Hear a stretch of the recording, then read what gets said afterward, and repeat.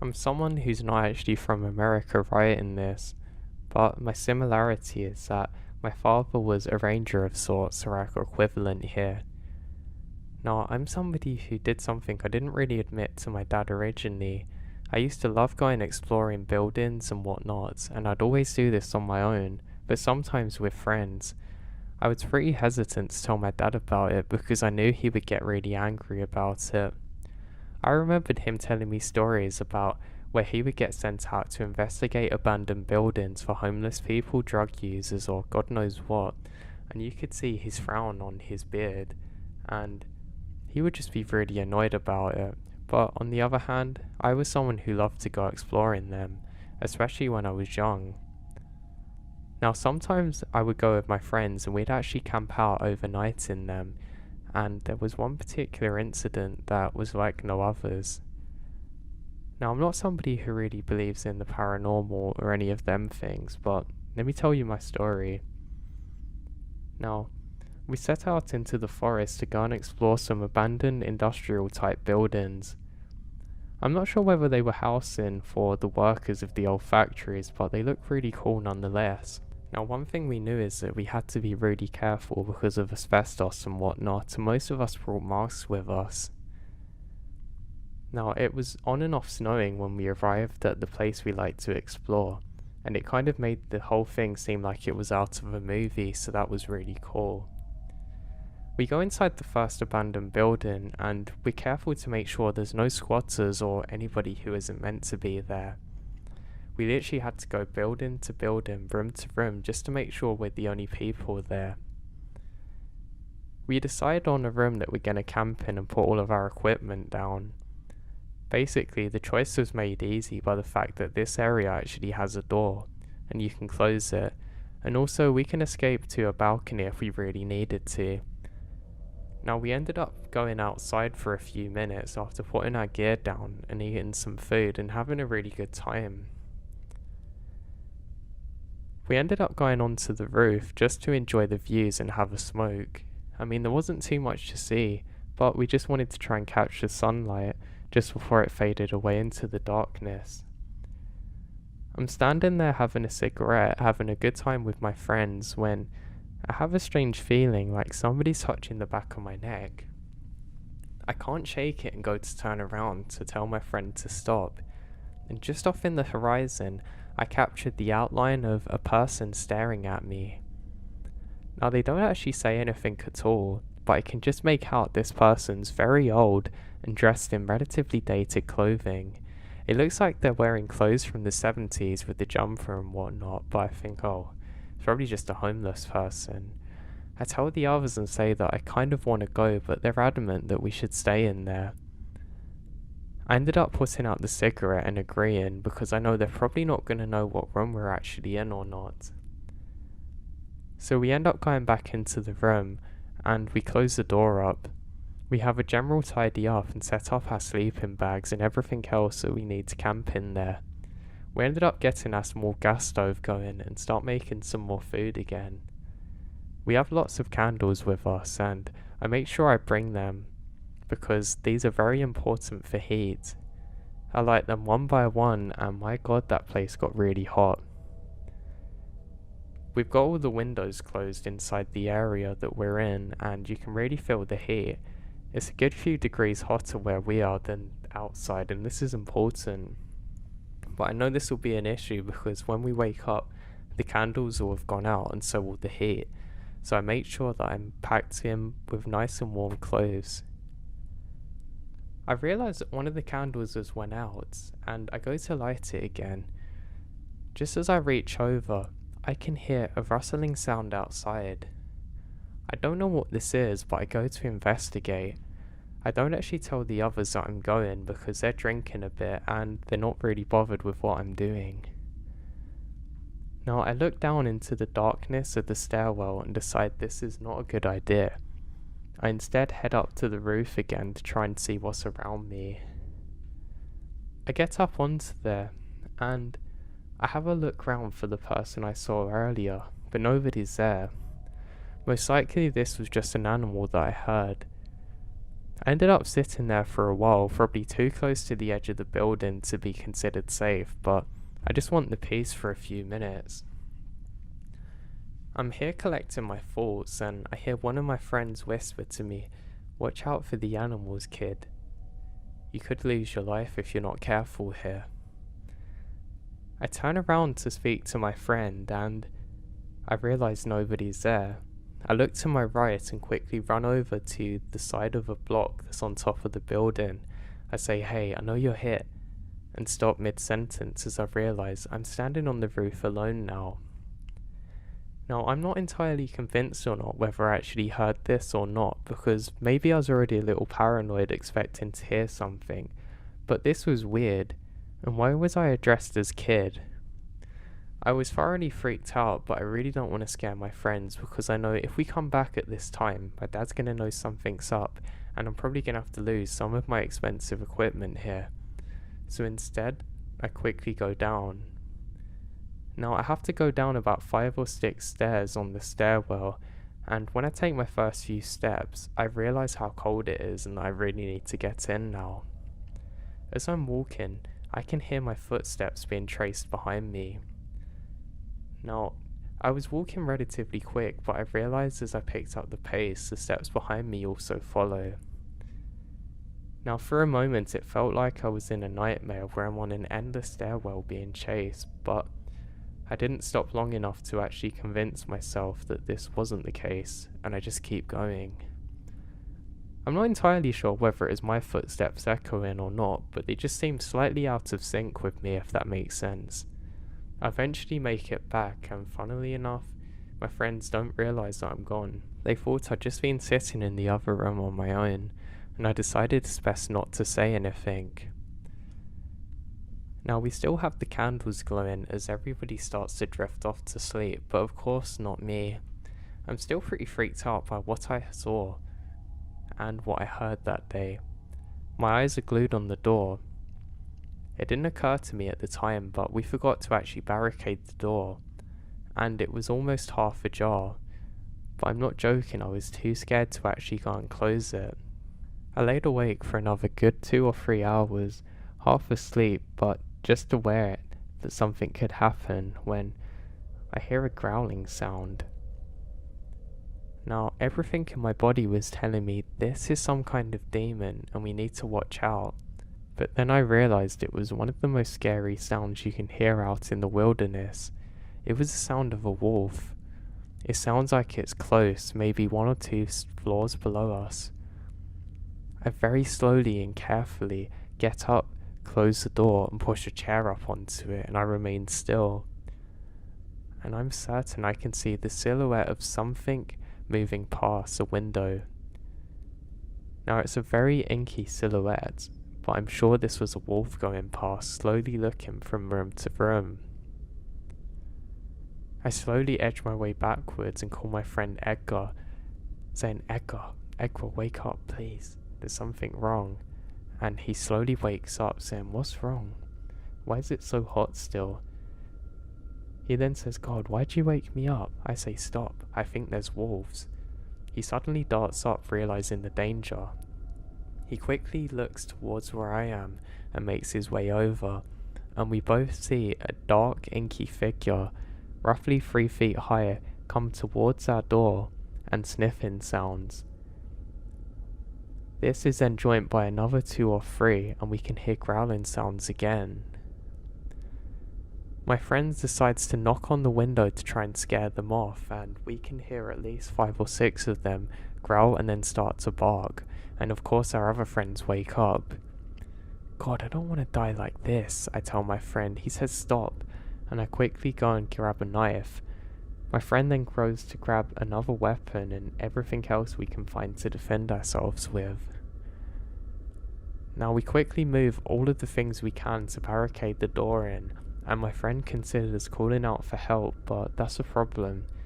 If we make that call, we're probably going to get arrested and put others' lives in danger. Maybe we should just wait it out, my friend says. We're exploring the options now. We can go across the balconies and balcony hop, but it's pretty stupid because if there's not any doors in the other areas we're going into, we're literally going to be going right into where the wolves are. I have another idea. I quickly take all of the food that I can find that we've stupidly left around and throw it as far across the other balconies as I can. I actually did quite a good job at this, and I'm sure this must have distracted them. Relatively convinced that we're a bit more safe now, I go to barricade the door further when I realise that there's one of the wolves sitting there patiently waiting for us to come out.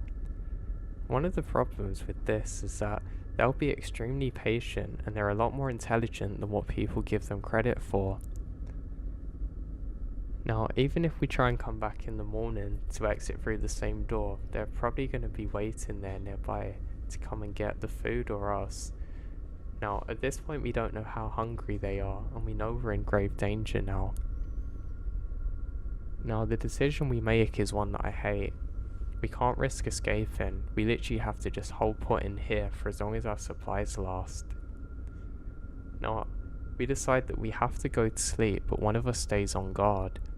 My friend Edgar volunteered to do it, waiting near the door with a knife, and I must have fell asleep for about an hour or so. When I wake up, he's still there, and luckily there's no signs of the dogs. Now, we get to the morning and we have no idea whether they're still around or not. We decide that we should probably make it onto the roof because we think maybe they're going to be too scared to actually follow us up there, and if we really need, we'll get good signal to call for help. Now, I'm not so sure if this is a good idea or not because it effectively traps us up there, but if worse comes to worse, we can just about make the jump to the other building, which I know now is very stupid, but we weren't necessarily thinking rationally during this situation. So, we decide that we have to go for this, just to try and get a vantage point. So, we pack up all of our things and leave the candles there because they've already burnt themselves out. I grab a knife and so do my buddies, and we're all ready to fight for the death. Edgar bravely opens the door slowly, and thankfully there's no signs of any wolves around. We then take our absolute first steps onto the staircase, and we can hear a horrifying growl and bark coming from just below us. We all sprint immediately up the stairs. We're convinced that we're not going to make it. We kept on running and running until eventually we make it to the very top, and my friend Edgar quickly throws something onto the covering. We still have no idea what level them wolves are on, but they were definitely still there. So basically we've now trapped ourselves onto the roofs with not many options. My other friend looks over the edge of the building and says he can just about make out some of the wolves. They seem to be circling around inside the building that we're in. He can just about make out some of their grey fur from where he is.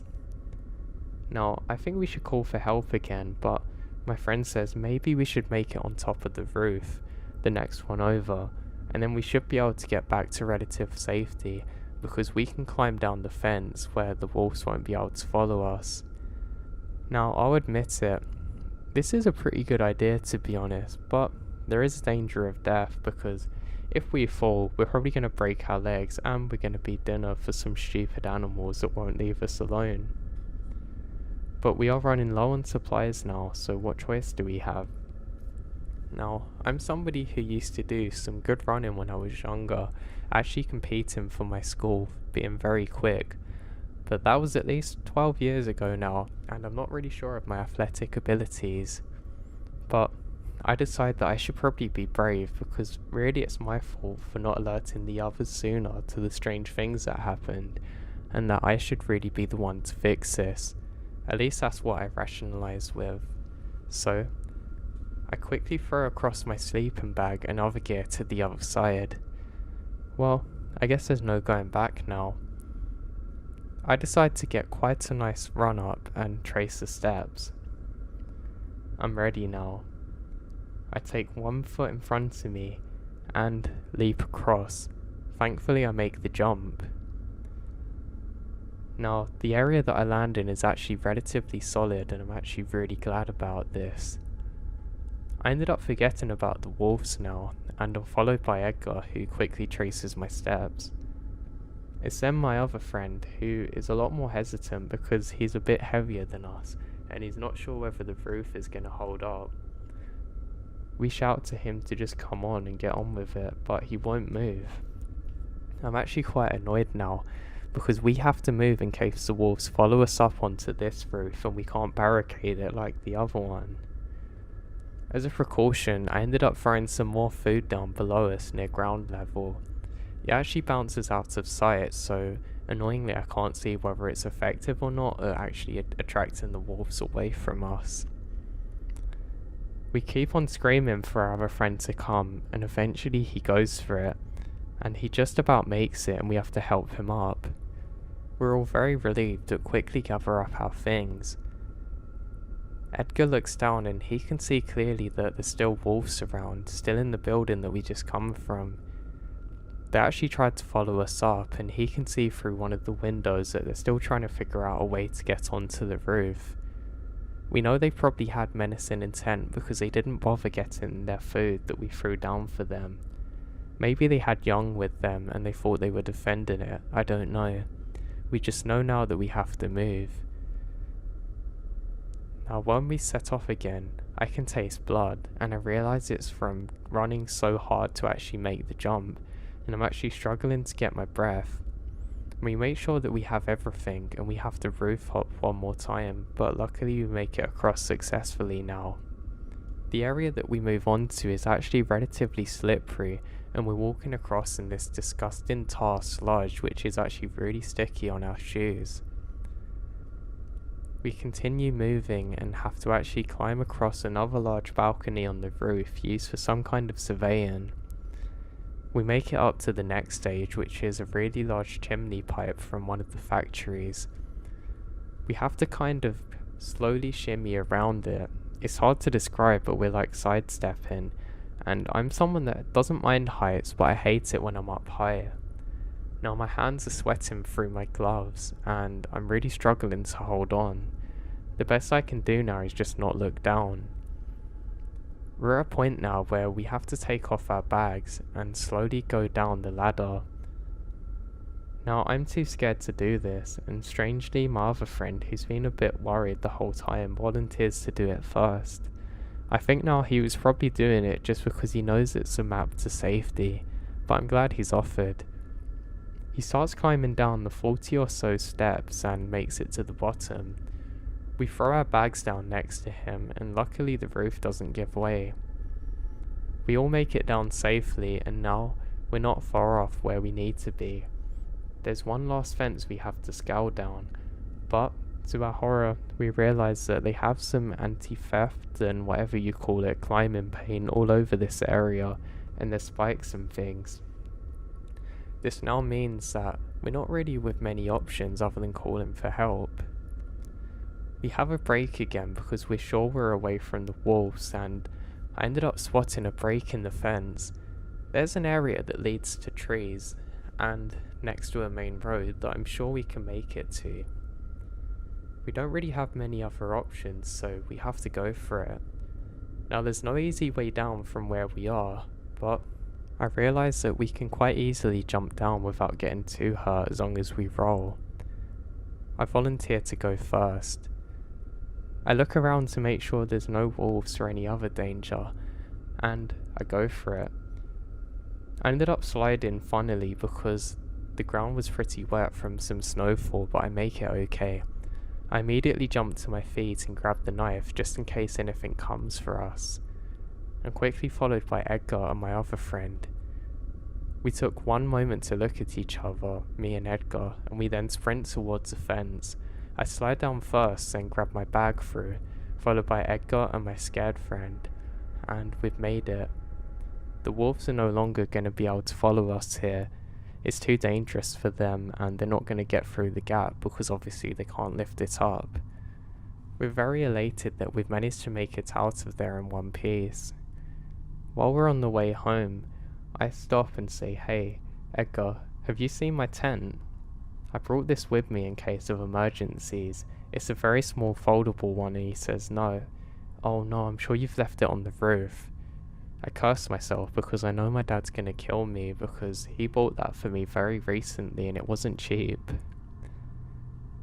Now on the drive back, I can't stop thinking about what happened. None of us are talking, just in deep processing of the whole event.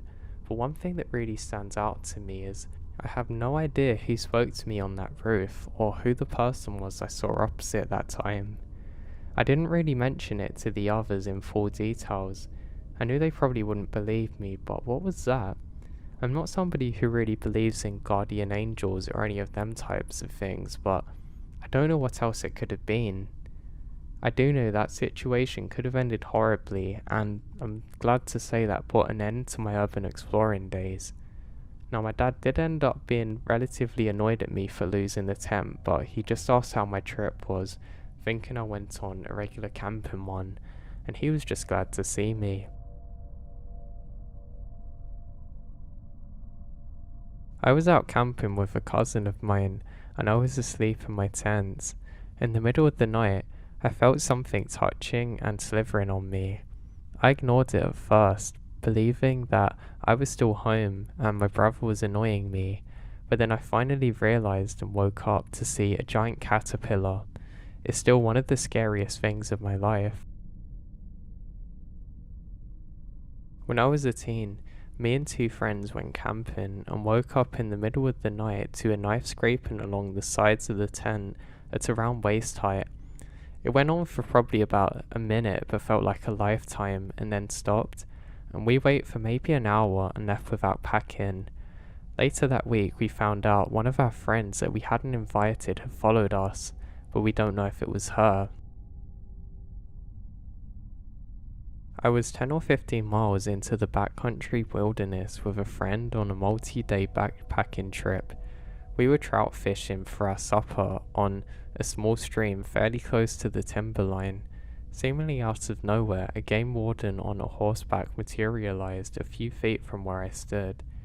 He dismounted, marched right up to me and demands to have a look at the contents of my krill. It wasn't a problem, but was very unnerving. The way that he apparently stalked us and snuck up on us.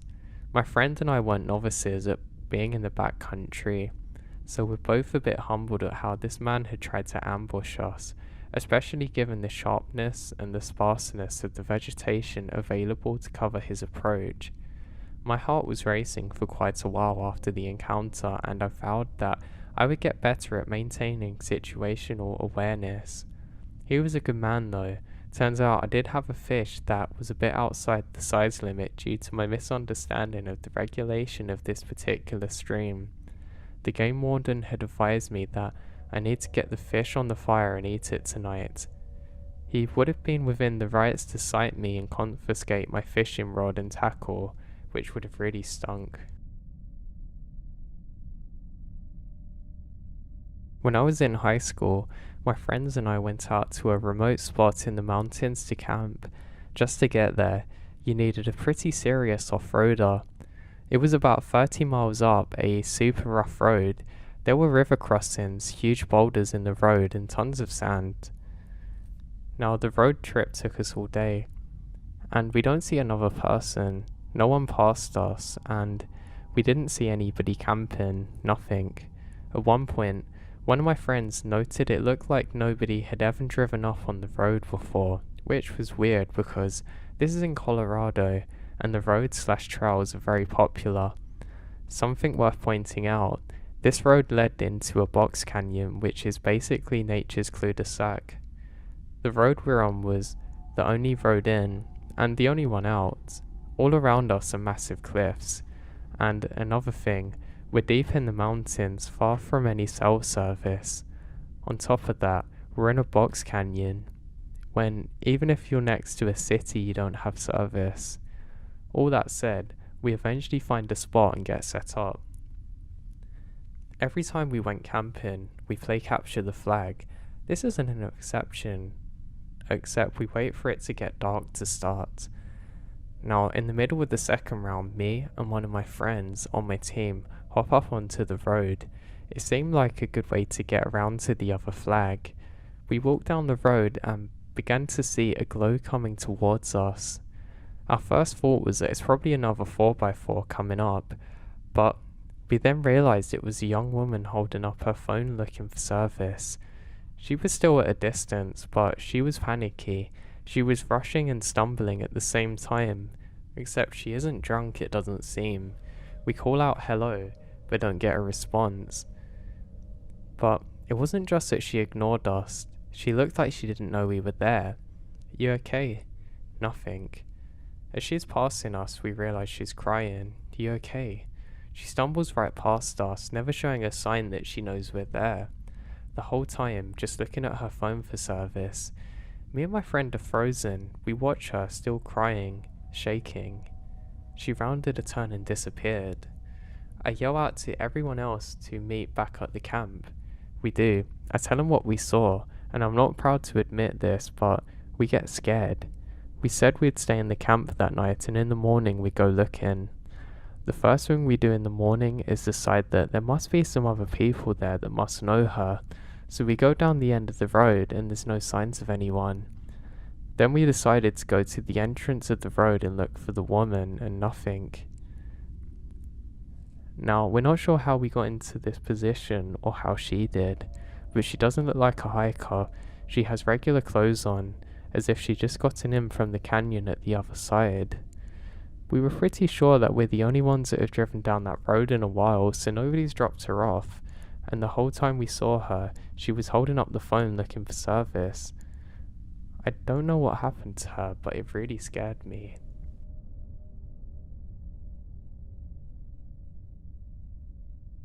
Years ago, my girlfriend and I were teachers, and in June of each year, we would take a group of children camping.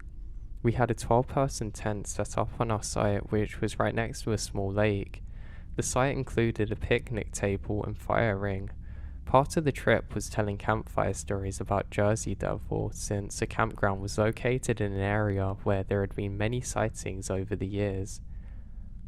The kids enjoyed being scared, and they couldn't wait to return the following year.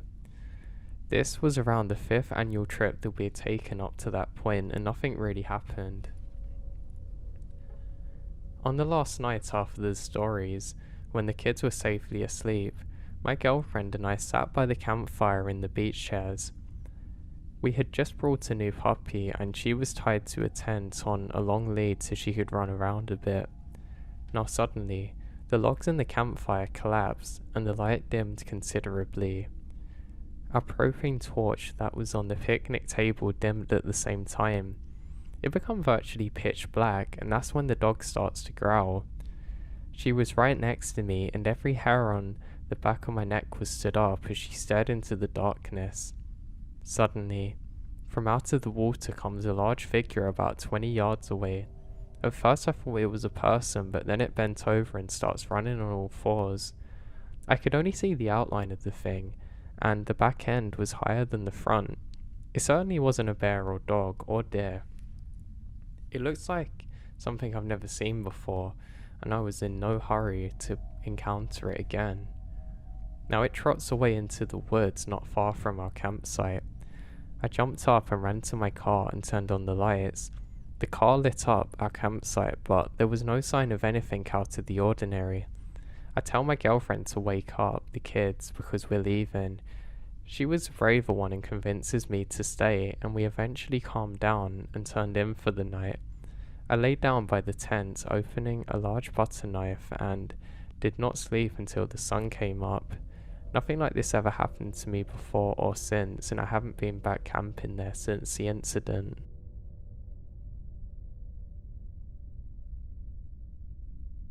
My family moved from upstate New York to a small town near Brenderton, Florida. I moved with them. Their house is in a wildernessy neighborhood that hadn't existed there for too long. Native Americans used to occupy the land, from what we've heard. My room had a huge sliding glass door with no screens and was the only one in the house directly facing the view to the woods. Right when we moved in, I felt uneasy about being near the window, looking into the woods or having my blinds open. A few weeks after moving in, I started having what I think are night terrors. I would wake up screaming and think something was in my room trying to get me. I've never had this happen since, even as a child. It's freaky and unnerving for both me and my sleeping partner. I started hearing knocking on my window at night. Now at first I thought I was hearing things, but then I started getting really freaked out. I always ignored it and never went up to the window, looked inside or opened it. My partner never heard this. He was always asleep and brushed me off as just hearing things, but I was adamant and kept my window locked and always looked out there. I then started hearing my neighborhood/friend next door knocking on the window at night, whispering my name, asking if I'm up and if I want to come out and smoke with her.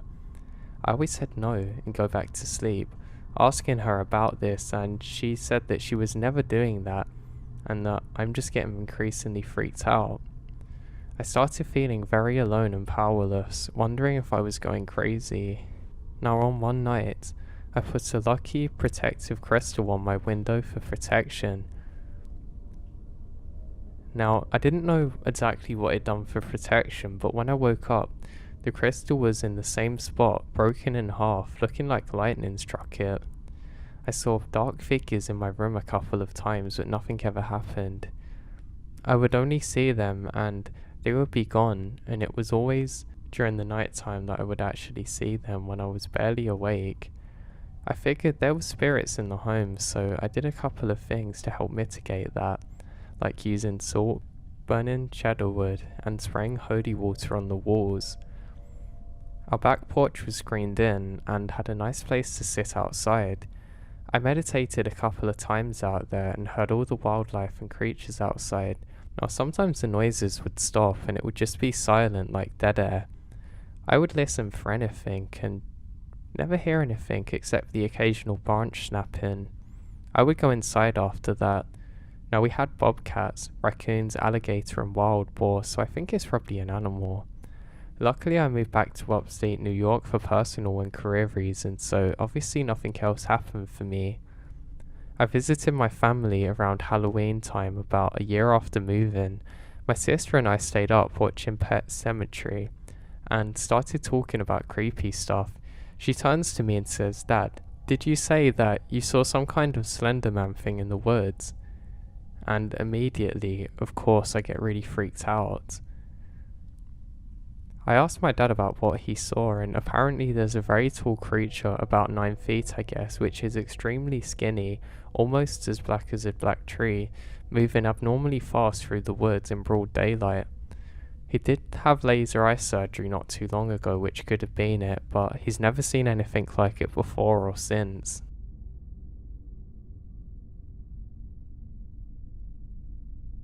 Now this isn't my own experience, but my mum's, and the reason she didn't let any of my siblings and I go camping.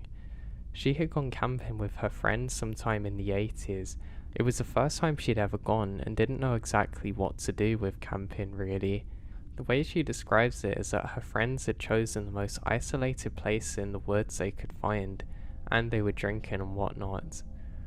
After partying until 1 in the morning, they decided to go in for the night, and my mum woke up and heard some noises. She said she shook her friend up, and she also heard the noises, but wasn't as scared. Her friend just assured her it was an animal and to go back to sleep, and she did. The following morning, they woke up to see large boot prints circling around their tent and campfire. The footprints come from the woods and left in the same direction. They couldn't trace it further because of foliage. They packed up and left that day, even though they're supposed to be there for a week. Apparently, they weren't the only ones out there, and a few other people had similar incidents over the next 2 years in the same area, yet nobody ever got caught. Now my grandpa and dad like to go fishing and hunting a lot. Now one night they decided to spend the night on the river in the Appalachian Mountains. It was really late and they said they heard these awful screams coming from the opposite side of the woods over the river, saying it was inhuman but not a mountain lion. My dad is a pretty good guy and has been out in the woods before and doesn't get scared easily, but in this moment he was frozen with fear, until finally it stopped. He felt like whatever it was knew they were there and wasn't happy about it, and it will still give him goosebumps even if he just thinks about it now. So this happened back in 2006 or 7. Me and my family went to a park. We've gone there for probably about 20 years. Now it's quite a big one too, but still, one day we come across part of it where meadows usually continue, yet all of a sudden a part of the forest was there. We were at first wondering what happened, then shrugged it off and went down, going towards it, then went inside of it. It was pretty dark in there. For being an afternoon in the autumn, it's kind of weird. There was almost no wind. It was silent. There was a part where the light came through a bit. Now I looked around and looked on the ground, which is black. There's black soil and it just looks so surreal. Between most of the tree roots were old crimson red bricks. They all looked pretty weathered, and the forest was, at least from the looks of it, 100 years old, if not more.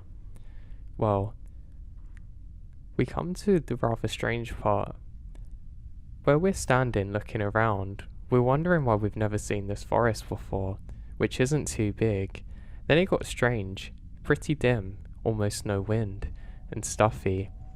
It was like something was in the air. All of us had goosebumps, and I heard a voice which told me, "Get out now. Leave." I told them, and we went out of there as quick as we could. The next, when we come by this place, was probably a month later. Now we head over to the same area, and the forest is gone, literally like it was never there in the first place. The grass looks as though that there's no meadows, and that it's completely normal, like it truly never existed. To this day, me and my family wonder what actually happened. Now I was camping in the woods one weekend. When I got up in the morning, someone had made a cup of tea and partially drank it and left it next to my fire. I was solo camping, by the way. So let me describe how the woods are shaped. I was in the same woods that I've described before, the friendly woods. I talked about it in the past in other posts, but I need to share a bit about it. It's about half a mile long, with about 150 yards thick between some houses and a not very busy road. Sometimes I feel like somebody's watching me there, but I've never had a weird experience until now. Anyway, I'll get into it. Over the last weekend, I wasn't in the forest as I had some work to do and was overall too busy to go out and spend some time alone in it. Last Monday, I walked into my little camp and I find it trashed. A makeshift camp I made was wrenched apart. A neon signpost saying camp with my name was cast over 15 feet from the ground it stood in. The entire wall of the cabin was torn down, and some guidelines holding the tarp on the top of it were cut. There was no storm, which is really bizarre. Strange, I thought maybe some teenagers decided to do it. Now the damage wasn't anything I couldn't fix.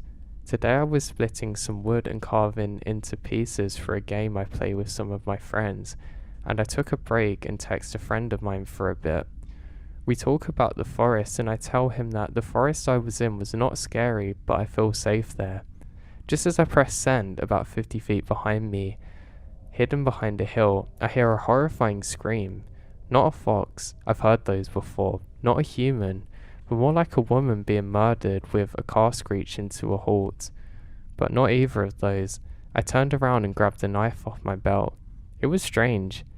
Just as I tell my friend that I'm not afraid, I hear a scream.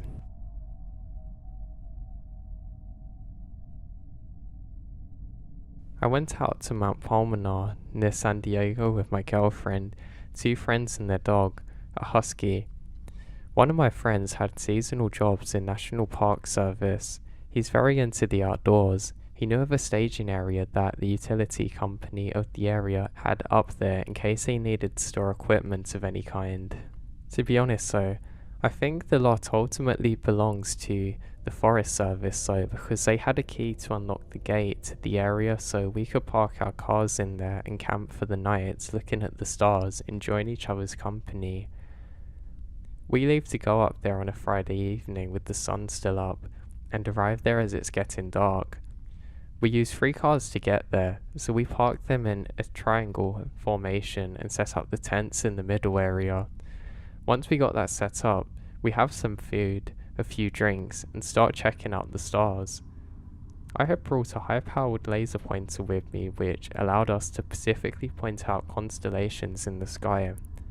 My friend in the park service utilizes the laser pointer and gives us some awesome 45-minute talk on various constellations in the sky. We're having a great time. At this point, my other friend's dog begins to act up. She only gets hostile with strangers, but the 4 of us had been recently accepted for her for quite a long time already, so this wasn't normal. We stopped and looked over towards what she's barking at, and we see a figure about 30 feet away in all dark clothes standing there. It was a man who seemed to be a bit over 6 feet tall, but he was wearing lots of clothing. I couldn't make out a face or anything else to identify about him. We were then taken by a complete surprise that there was another person around us, but we called out and said, "Hey, what are you doing up there?" He responded by saying that he's been given a lift by the sheriff up to the top of the mountain and some of the other rangers, and was spending the night up here since he didn't have a car to get all the way back up here. That sounds bizarre, as if a sheriff or ranger would actually do something like that. Now my park service friend slipped me a knife just in case, because we're all on edge at this point. I sit in front of my girlfriend and mentioned for her to get in the car, and we started to get our things together. My friend with the dog was doing the talking and bluffing us up to the point of saying we're in the military, and the other's a firefighter, which was both not true. We're fairly built, but he was trying to give this stranger reasons not to try his luck on us. We were certain he was not some drifter who had miraculously made his way up, because it just doesn't make sense. He said to us if he could spend the night with our group, but we say no. He then said, "Can we have a blanket?" And we also declined. He said that he'll probably end up staying somewhere over there, and points towards some brushes, maybe 50 feet or so off. We said okay, we'll be here, and have a nice night, and he walks off.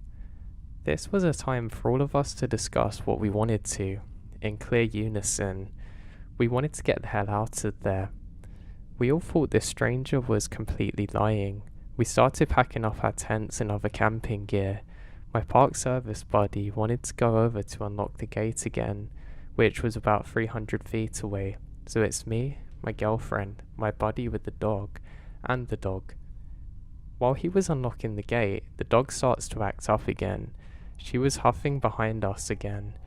We turned around and my friend shone a flashlight, and sure enough, here he is, approaching from an angle that certainly was different from the one he walked off in.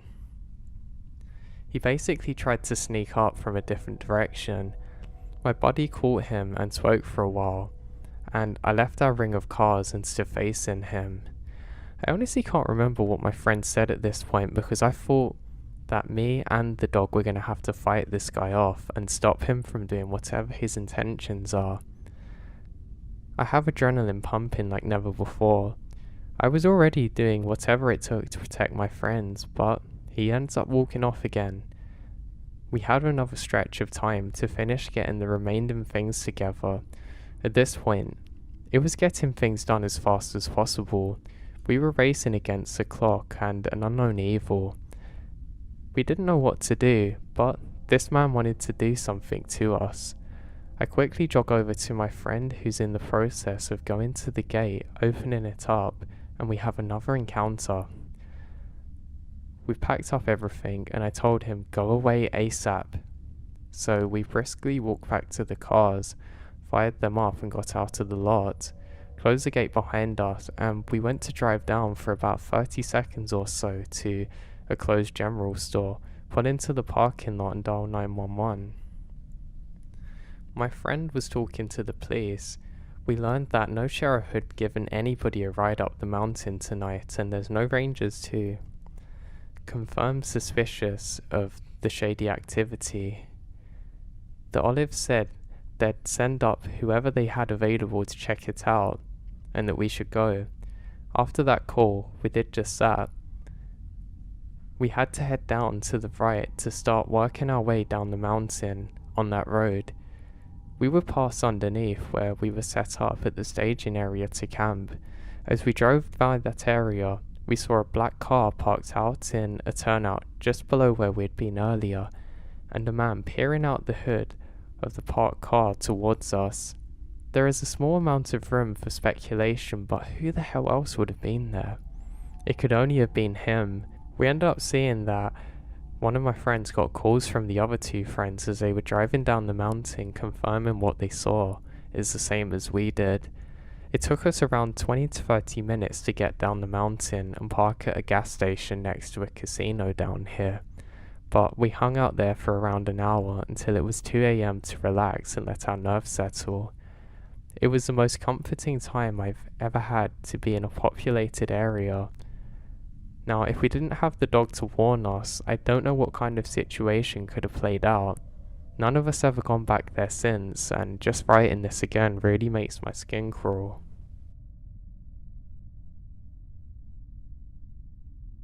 When I was a kid, like 12 or 13, I was camping with ventures. They're kind of like Boy Scouts, but no parental supervision. We're in a huge national park. I mean, a group of 7 of us, all about the same age of 12 to 15.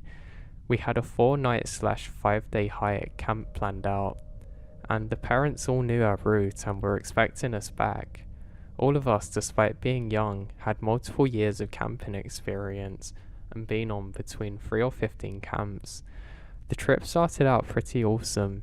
We made camp the first 2 nights at our desired sites, and it's beautiful out. And we got up to the typical fun that kids get up to. 3rd night, all 3 of our planned sites have people in them, and we end up setting up, maybe a little too close to a group of other campers. We set up our kitchen, make dinner, got a fire going, and then people started hanging out at our camp. Now, to explain our ages, the oldest is 15. Now, the group that's decided to mingle with us is early 20s or so, and it starts out really friendly. We're talking about camping and other things. We refuse the friendly offers to drink, and then the pushy ones get annoyed. And being as young as we are, we're less than tactful about asking to be left alone. Voices are raised, and they ended up leaving our site. Then we turned in for the night. I remembered hearing their drunken revelry as I fell asleep. At some point in the middle of the night, I woke up to screaming and noticed my tent is being violently shook. I grabbed my flashlight, shoeless and disorientated, and took in the chaos. At least 10 fully grown adults were in our camp, breaking our tents, throwing stuff around and screaming. It ended up devolving into a fight, with me and 3 of the boys I went in with getting beaten badly. I don't remember how much of the assault went on before it ended, but apparently when things were dying down, they were saying super creepy stuff and threatening the girls. We packed up and left before the sun rose and walked the first couple of hours by flashlights. They'd stolen most of our food, our Coleman stove, and a lot of our things, and some of the girls' clothes too, which is really weird. So at this point, we're in the middle of our hike and still had another day or so ahead of us, and we had further sleepless nights in the woods before making it back.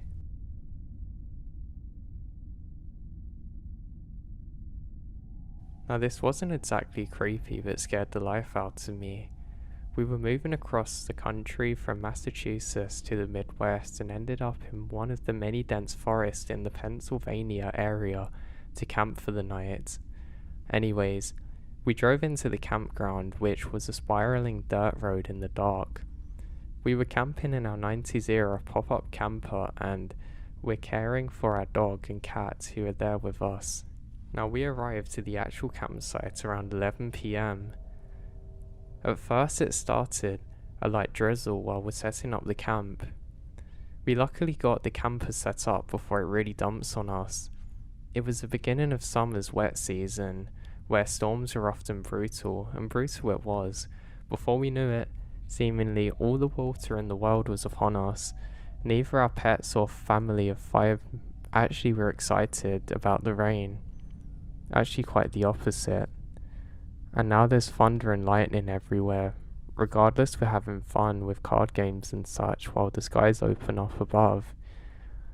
The storm seemed significantly worse driving up there, and my anxiety increases. The thunder got louder and louder and lightning much closer.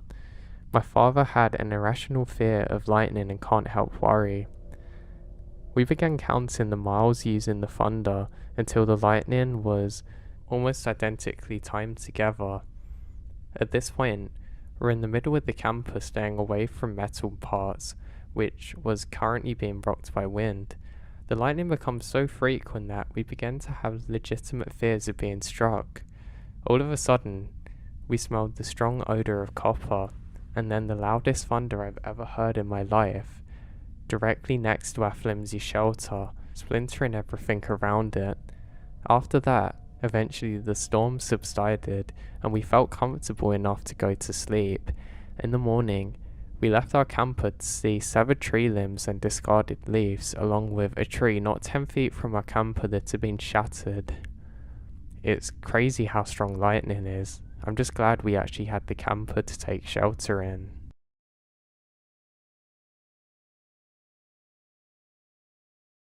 I'm a long-haul truck driver, and I've seen plenty of supernatural stuff out on the interstate. Now, within the first few months of driving, IIRC was PA. My first couple years I was a night driver, so it was hard to see things sometimes.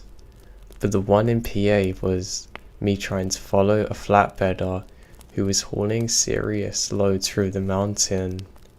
At one point, I started falling back because I can feel the van starting to lean. It wasn't long after I reached down to take a swig off my handy monster I had, and I look up, and there's a guy standing off the shoulder just outside the tree line wearing what appears to be some type of military uniform. It looked as though he's Revolutionary War era. He had a musket as well. As I approach, I can see him staring right at me. And then he starts walking back into the tree line, still looking at me. Before he manages to make it through the trees, he disappears, like literally vanishes into thin air. I had my windows down, and the air in the area gets real cold. After about a mile, it warmed up again, and I had a really sad feeling coming over me thereafter. Needless to say, I didn't stop for the rest of my trip.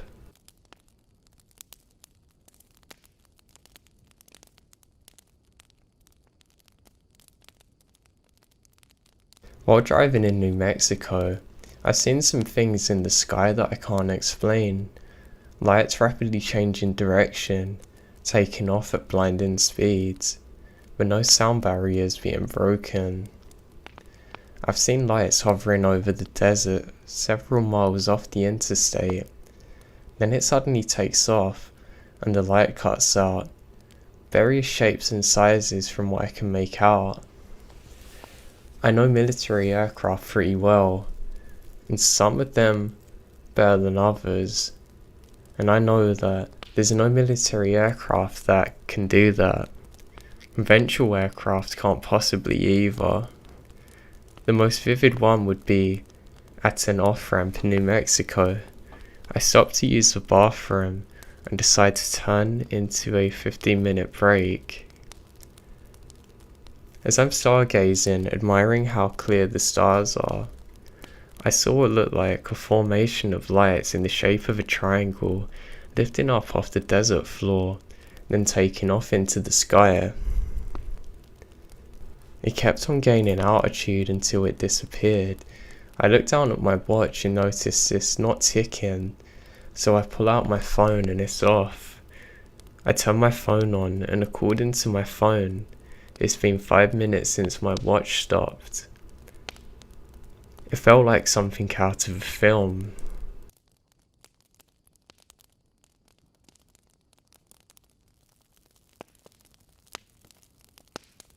Kent, Texas is another one. There's an old Chevron station, I think. Seems like FedEx drivers like stuff in there in droves. I'm guessing it's a popular drop and hookup point for them or something. But one day I needed the bathroom, so I had to stop. I don't know why I didn't stop in the van horn, so I pull off and roll up to an empty parking lot across the street. Kent is an abandoned town. I walk up to the bush line and notice a makeshift fire pit. The wood is somewhat burnt, but not all the way. The weird thing is that there's an unscratched dollar bill stuck in the wood. For a second I was like, ooh, I think that's candy. But then this feeling suddenly come over me, so I left it alone, peed in the bush, and as I'm walking back, I look over and get a real negative feeling. I look to the ground in front of me, and bam, there's a rattlesnake literally 2 feet from me. I stop dead in my tracks. It starts hissing at me and goes to lunge, but luckily hits a twig. I run as fast as I can back to my truck, feeling like someone's behind me. I kick up a lot of dust getting out of there, and have never stopped in Kent since.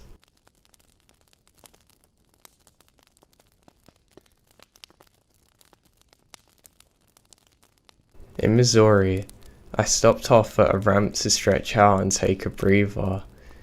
As I'm smoking a cigarette, a little girl from some direction I couldn't figure out where giggles and says, "Hi." "Hi, mister." My initial reaction was, what's a kid doing out here at this time? So I walk back and say hi. She responds with, "My mum says you'll be okay, don't worry." Now utterly confused, I ask her what she means, and she doesn't reply. Then suddenly, I feel like someone's standing next to me, but it doesn't feel negative or bad, just as though someone's right there with me. Since it didn't have a negative vibe to it, I just finished my cigarette and left. Later on down the road, I realised that I forgot to fuel up at my last stop when the warning light came on, so I scrambled to look at my GPS and find the nearest stop. I find one and set the course. As I roll into the truck stop, my truck starts stuttering, and I barely make it to the fuel line before the truck dies. It wasn't until fueling up that I realised what had happened to me at the last truck stop, and it was terrifying.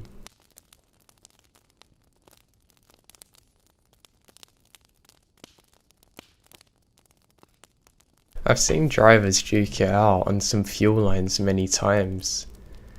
I've seen brawls happen in the back of truck stops, many rookies hitting each other's trucks by accident, you name it. The most memorable moment, however, was a fight when I was on a trip with a co-driver whose name I won't say. In Arizona, I stop at a truck stop between Flag State and the CA state line. After an eternity, I finally get fueled up on the fuel line. I fuel up and go inside, getting a drink and food. I come back and the sleeper curtain is open. No co-driver. Lonely half hour goes by and he comes out. That's cool. He can take his time because I'm not going to stop from here out. I put some trash in a couple of bags, putting it on the floor. It was mostly his trash from his shift prior. I can't stand having any in the cab. He opens the door and dumps bags on the ground, so I lit him up with all the fury I can muster. There's 2 garbage cans 10 feet away. I go put the bags in the trash cans and come back to the truck. As I'm doing my logbook, I look up and glance in the mirror. I can see 2 drivers flapping wings at each other. Oh, a fight. Let's watch. Suddenly, they go like baboons. Fists flying, but they're not landing. Then one of the drivers picks up the trash can and throws it at the other driver. The can hits him square in the face and blows open with paper towels going everywhere. Just like WWE apparently. So I get out and start walking back to watch. And apparently, every other driver on the fuel line had the same idea. The driver who got trash canned reaches into the storage compartment near him, pulling out a huge chain with a padlock on it, swinging furiously, and he's coming back and forth to the truck where the trash canner is. The other guy takes out the pump, going to his driver's side window, knocks a mirror off his truck, puts a huge dent in his fender. He then makes it back to the trash canner. The guy runs around the other side of the fuel pump. He then starts beating him with a bottle. All this does is gets him wet and pisses him off even more now. Enough time rolls by, but they realise neither weapon of choice is doing any good. And in one of the weirdest things I've ever seen, they both stop, bear hug each other, then walk off. I walk inside to tell the lady there's a fire in the fuel line and she breaks out some kind of stick to break it up. But they're all good now. This happened many years ago, in the summer of '87. At the time I was 19, and my best friend was 18. We were visiting her boyfriend at his house, which was situated basically in a wooded area next to a large field, in a very rural tobacco growing area in the south. It was dark out, but you could see fairly well because the sky was clear and full of stars. She and I are resting on the front porch with our feet resting on the steps. We're just talking and laughing when all of a sudden we saw a round, brightly lit object just a few feet above the tree, maybe 30 or so in front of us and about 50 above us, hovering just at the treetops. It had red and white lights all around it, but still wasn't bright enough. Then it gave more of a bright glow. The lights were flashing a lot and we just sat there silently. We don't make any noise at all. Now this thing was like it was sitting there watching us. We didn't feel afraid, mainly because we're fascinated and curious as to what it could possibly be. We sat there whispering back and forth, trying to figure out what it was for a good 3 to 4 minutes, with her boyfriend opening the door finally to come out, and we turned and told him to hurry and come and look at this. He reached out and flipped on the porch light before he could even get out from under the porch light to see it. It then went straight up, about 20 feet-ish, and then zipped out of sight, diagonally. Then it disappeared completely in maybe a matter of 3 seconds. Her boyfriend and his brother had previously told us that they'd worked in the middle of the night a few years ago and had seen some bright lights coming from their bedroom window. They thought it was police cars, but when they looked out the window, they saw a round, brightly lit object hovering in a field above the trees, maybe 10 feet above the ground. Nobody believed them because they were kids. We even laughed it off until our encounter. Needless to say, neither of us had seen anything like it before, and I've never seen anything like it since. Now my husband believes me, and we've spent many nights looking into the sky to see anything like it again, but we haven't.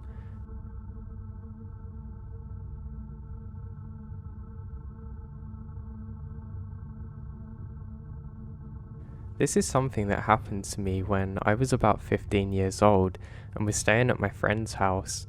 I still get spooked just thinking about it, and I thought I might share it.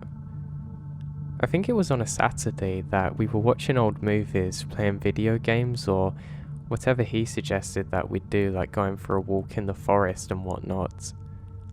I was bored and thought, why not? He said there were some old abandoned houses in the woods that I had never been to before or heard about before. I thought that was pretty cool, and he told me that he could show me around. So we headed out and I brought a flashlight with me because it's getting dark. We begin to walk through a trail surrounded by some unusually tall trees.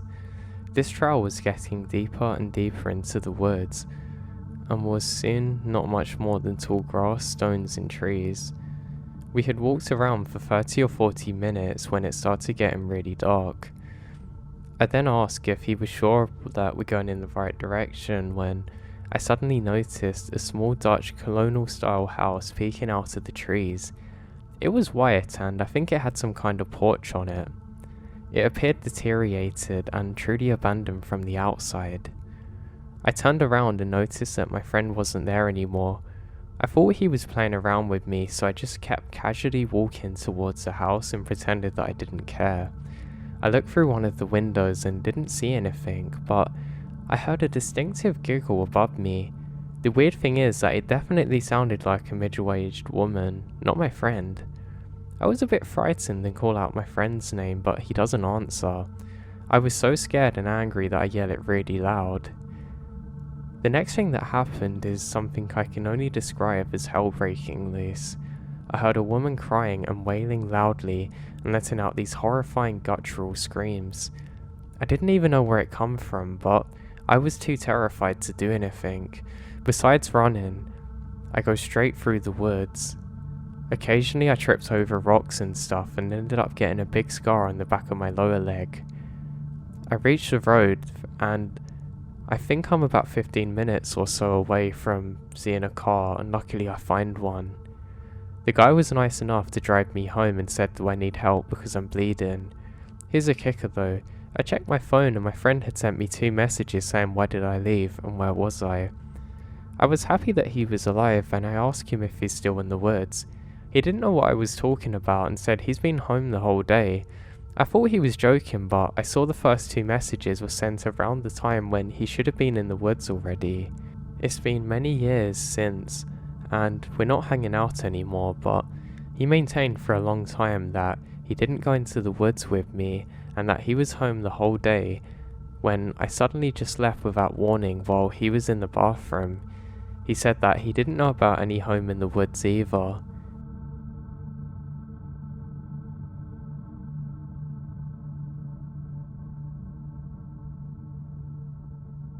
So I'm not exactly a paranormal believer per se, though I have had a couple of experiences while hunting or hiking that I can't necessarily explain rationally. The most unnerving one probably happened 7 to 8 years back. Now normally, I would hunt on some property that my family owns. Don't even remember the reason anymore that I decided to hunt on public land this time. Probably just a change of scenery. I remembered that it was evening in fall, but fairly uncharacteristically warm that day.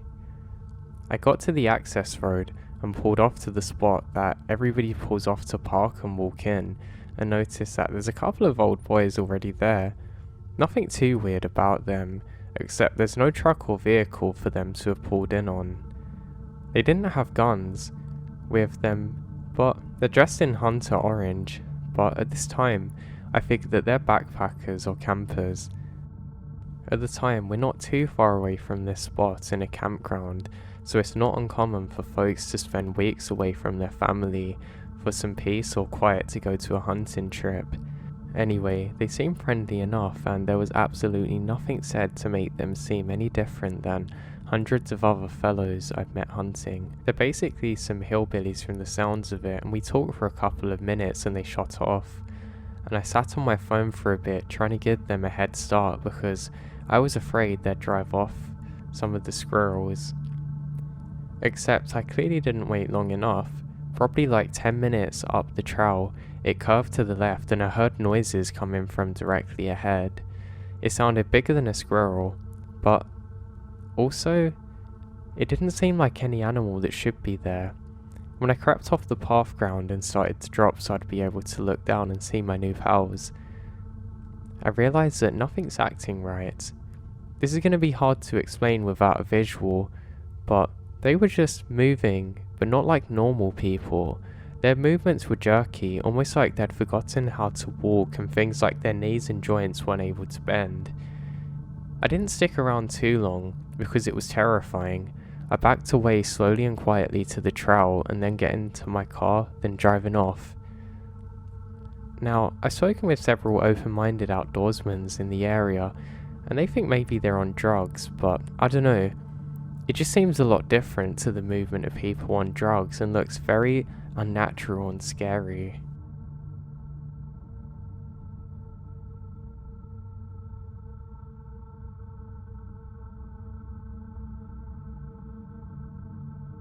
Okay, so I live in the woods around the Carolines.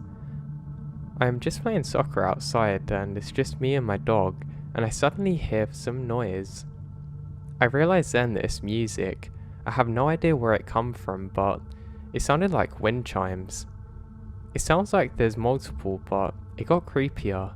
I was tempted to follow it, but I did not know what it was. I was freaked out and went back to my house. Come out a few hours later and I can still hear it coming from the woods. It suddenly stops again just as soon as it started, and now I'm totally freaked out.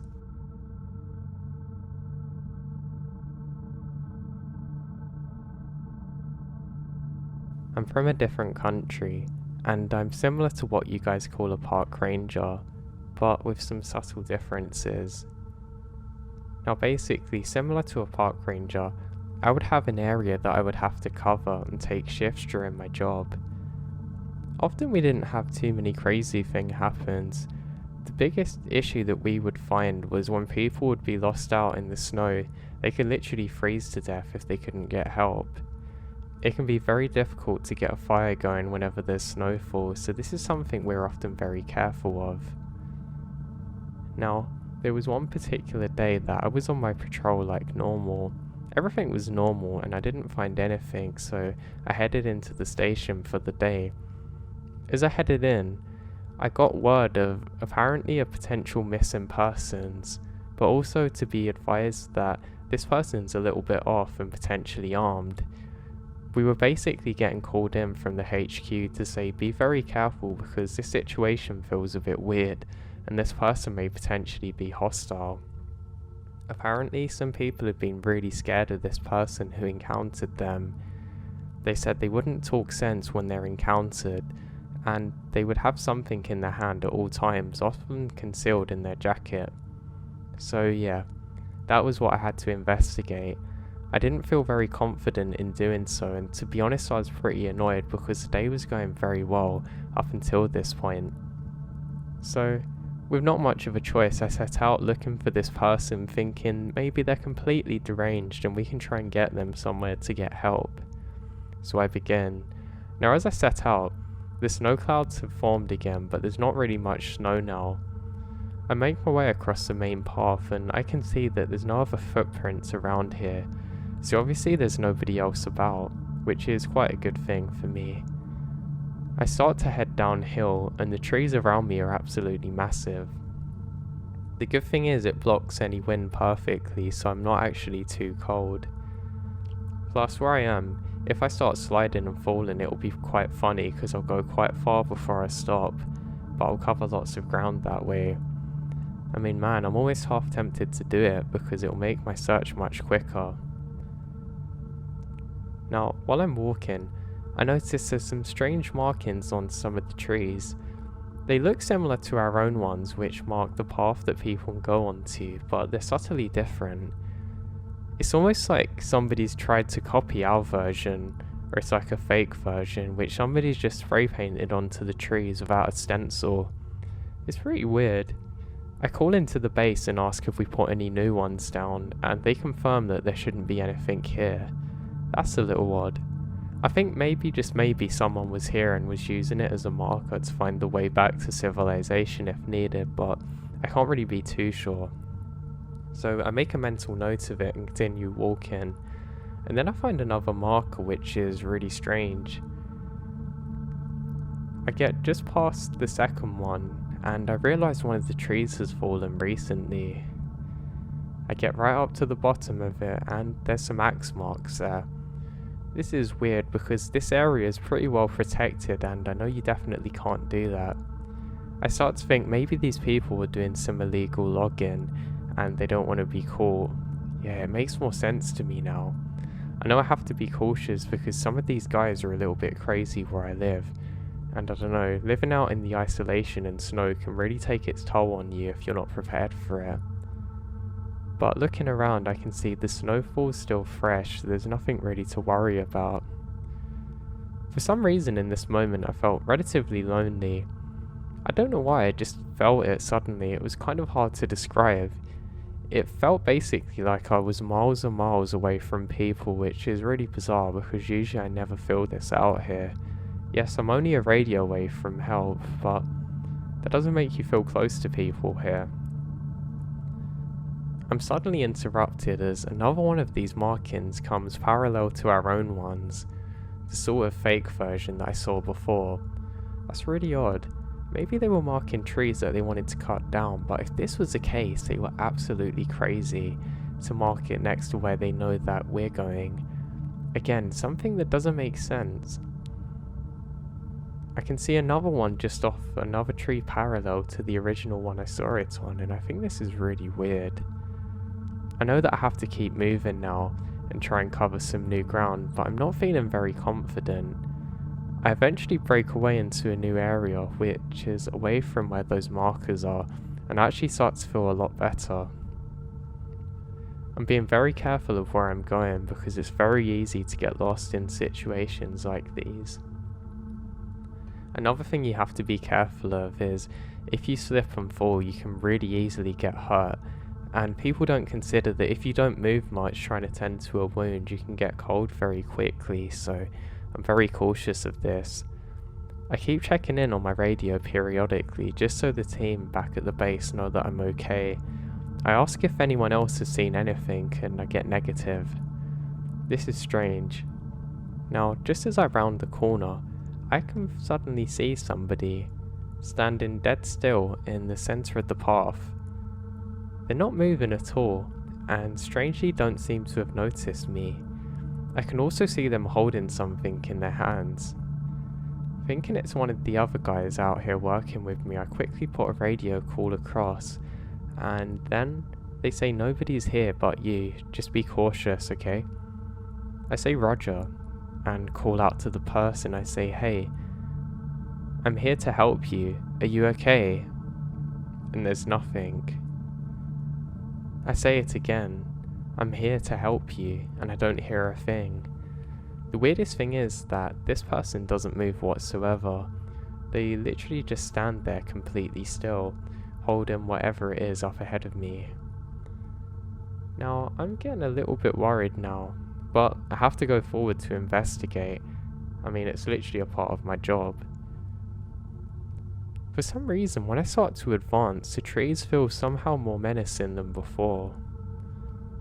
I know this person hasn't come off the path because from where I'm standing I can't see any footprints in the snow, so that leads me to my next question for myself. Where did this person come from? I call out hey one more time, somewhat quieter. Not because I'm scared, just because I've advanced a bit further, but this person just stays there, completely still. I then decide just to stay still for a moment, and almost in sync with me, this person just walks off, absolutely ignoring me and the situation almost, which is really bizarre. They go slightly towards a bend and I realise I'm not going to be able to see them soon. It kind of goes up a hill on the left side so you can't really see. There is a large clearing to the right, which is where a frozen lake is, but I'm not going to go there and I know this person isn't. Now with the person out of sight, I felt a little bit more safe and continue onwards. I stop every few seconds and just rest on a tree and try and look for any movement because I don't know if this person is alone or not. When I do so, I don't see much of anything. Now I decide to move to the lake. I can see some tracks here too, like somebody's been skiing or on sleds or something. And I realise that I've got a pretty good vantage point here. I realise that if I continue walking, I should be able to see everything. I'm unsure what to do because I don't know how well frozen that the lake is, so I decide it's best to leave it. As I turn on my heel, the pressure confirms that with a loud crack sound. It's actually quite annoying for me at the time because it makes it easy for the person to know where I am. So anyway, I eventually make it up to where this person should have been, and I can't find much of anything.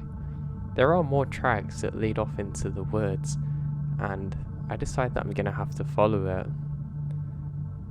Just as I go to turn in the direction where I think the person's gone, I see something on the floor which looks really odd. I can't be certain, but I see something that looks just like blood and a couple of drips of it. So that only means one of two things: either this person's bleeding or an animal is. And neither are good, because A, it would mean there's some kind of illegal hunting, or B, the person's in some kind of trouble and might need some help.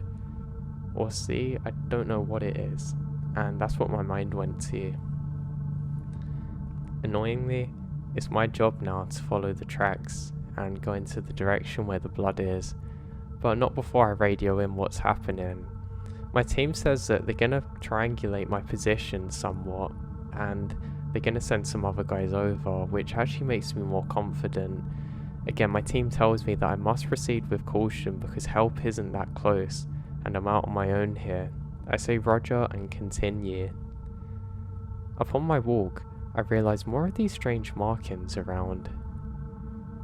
I decide that I should try and count however many there are just so I can report it to the guys later, but I now avoid this and the well-trodden path. I now go into the wild as I follow in the footprints of this person who I can't seem to make contact with. Now, I begin following the tracks for a little while.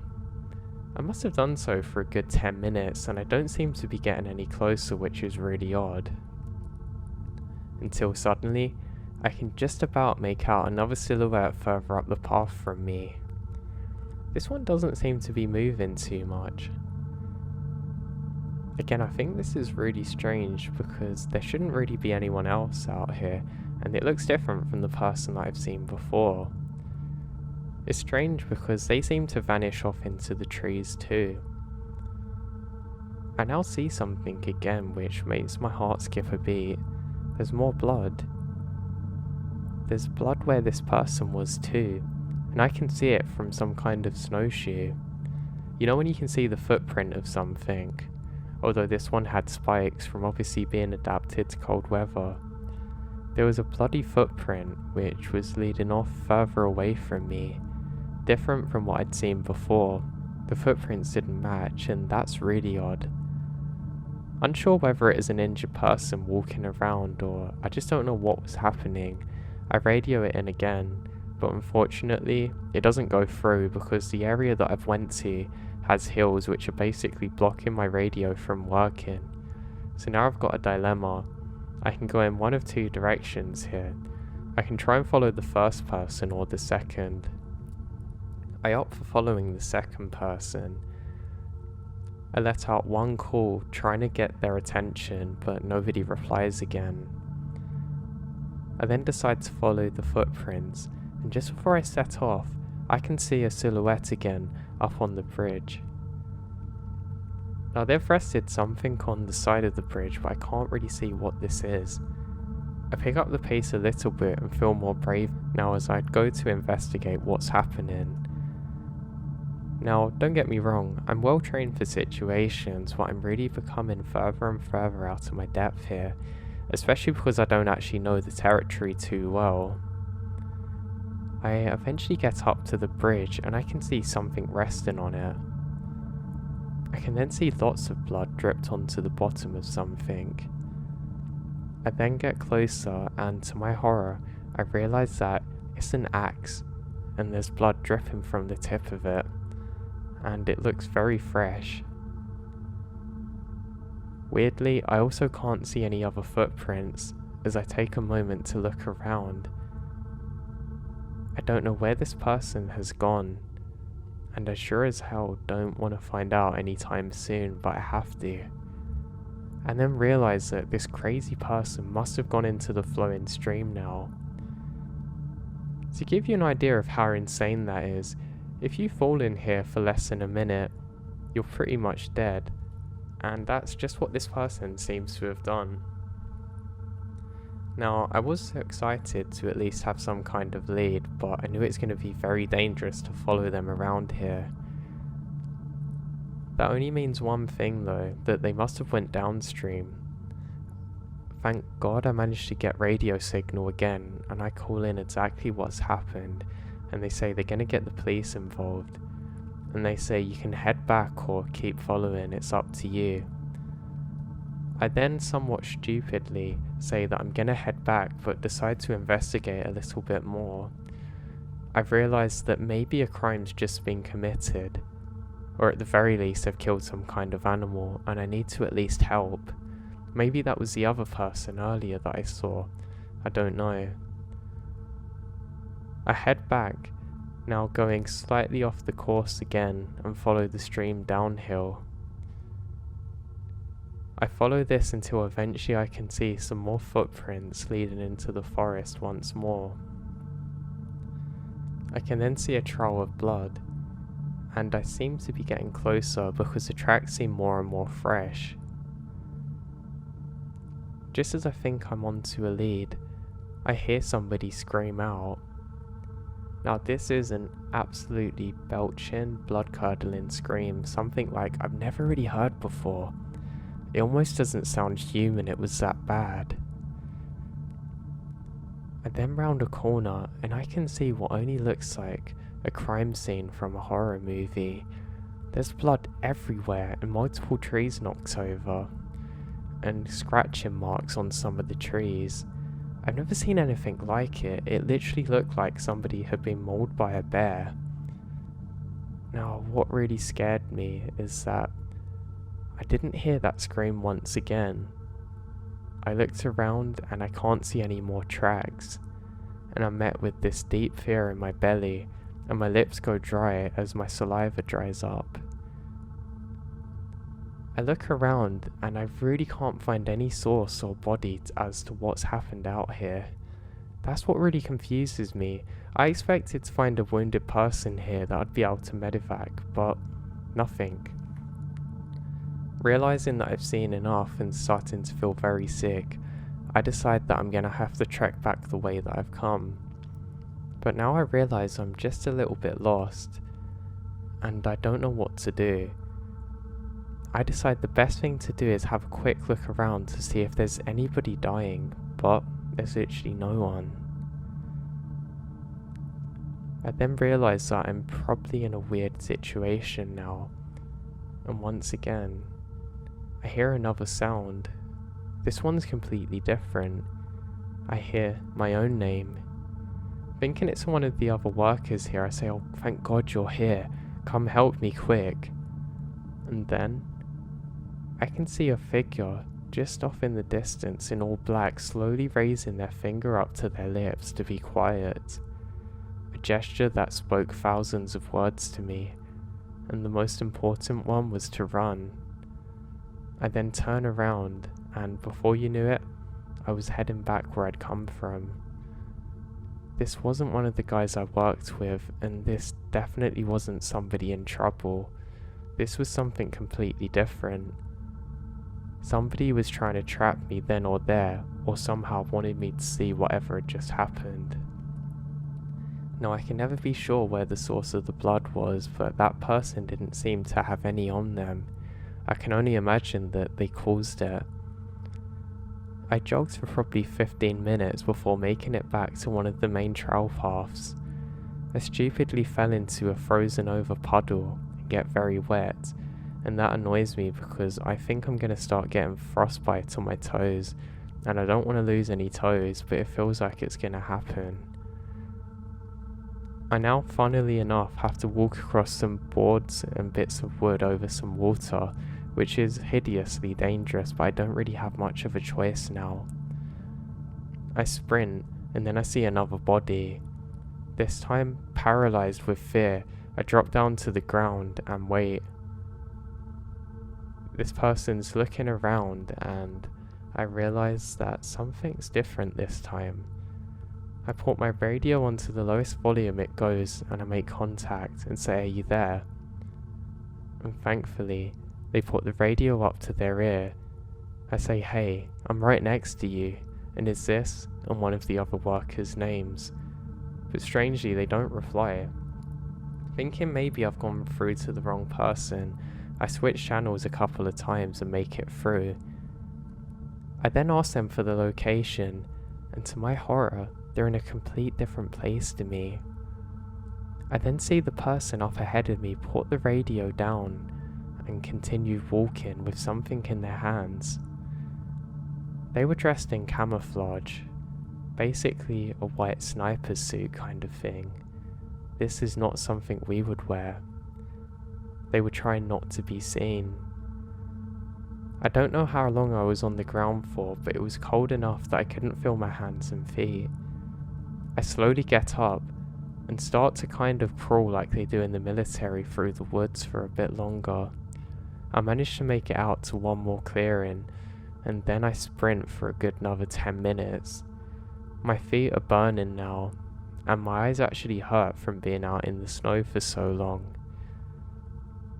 I sprint and eventually call in for help, and I ask for a proximity of the closest next worker to me, of which is given.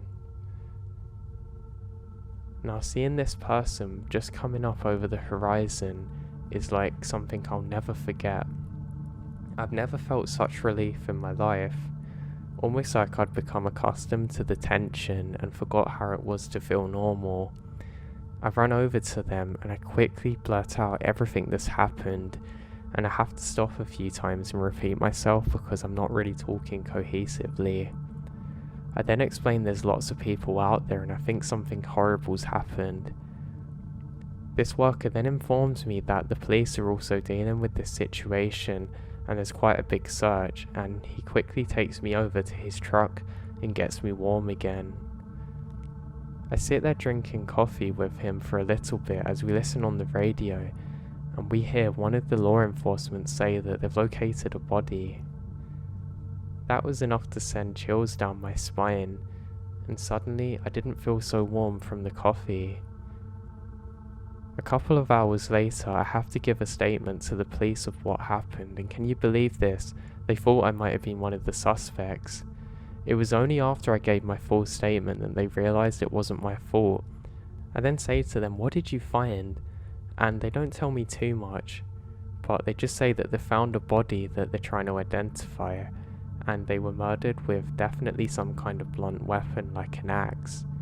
I then explain exactly where it should be, and they say to leave the rest with them.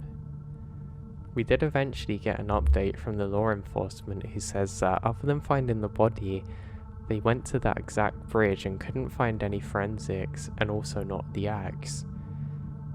That was to my absolute shock, because I saw it right there with my own eyes. They say they saw some footprints leading off of the trail and into the water, but not much else. They think somebody gone back there to clean up the scene. And shockingly, they never found the blood site that I found myself. My work were very supportive and understood why I needed a long time off, and thankfully supported me in changing jobs. It's something I don't really like thinking about much to this day, but from the conversations with my bosses and law enforcement, we think that there are a couple of killers out there who were targeting the hiker who they managed to get, then also myself, and they were using radios to communicate with each other to find me, and I must have just escaped. It's something that still haunts me to this day, and I know it's something I'll never forget. How could I?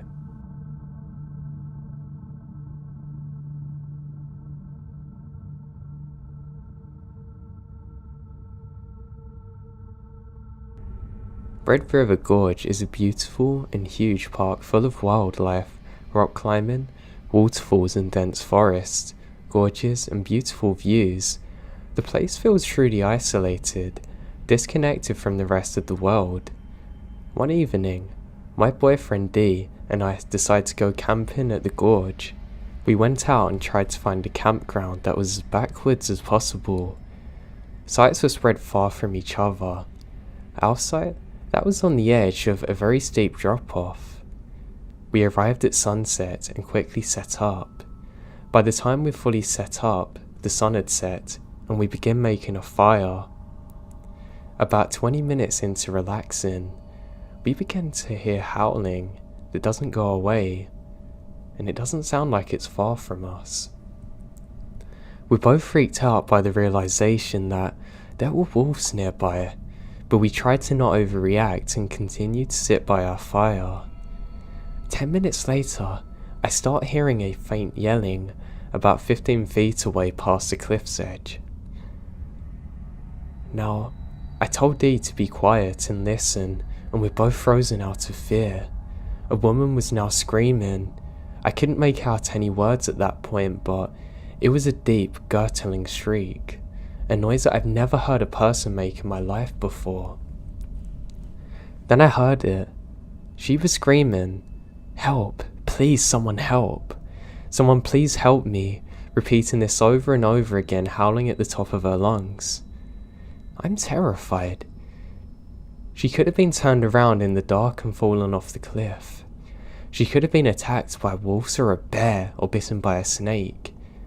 At this point we both sprinted into my car, frantically climbing inside, locking the doors. I tried calling the police but have no service. I threw the car in reverse and sped down the dirt road to find anyone that could help. The shrieks continued. I didn't make it far before I found 3 young men standing on the edge of the forest. I slowed down and cracked my window, still hearing that woman begging for help, and asking the men if they heard that. How could they have not heard it? I told them it was a young woman screaming in the forest. Then, 2 of them went sprinting into the darkness. Without questioning me or anything, the other one just stood by my car, assuring me he had no idea what was happening. While the 2 men were somewhere in the forest, I drove further down the dirt road until I found a spot to turn around at. When I came back, the screaming had stopped, and the men were back by the side of the road.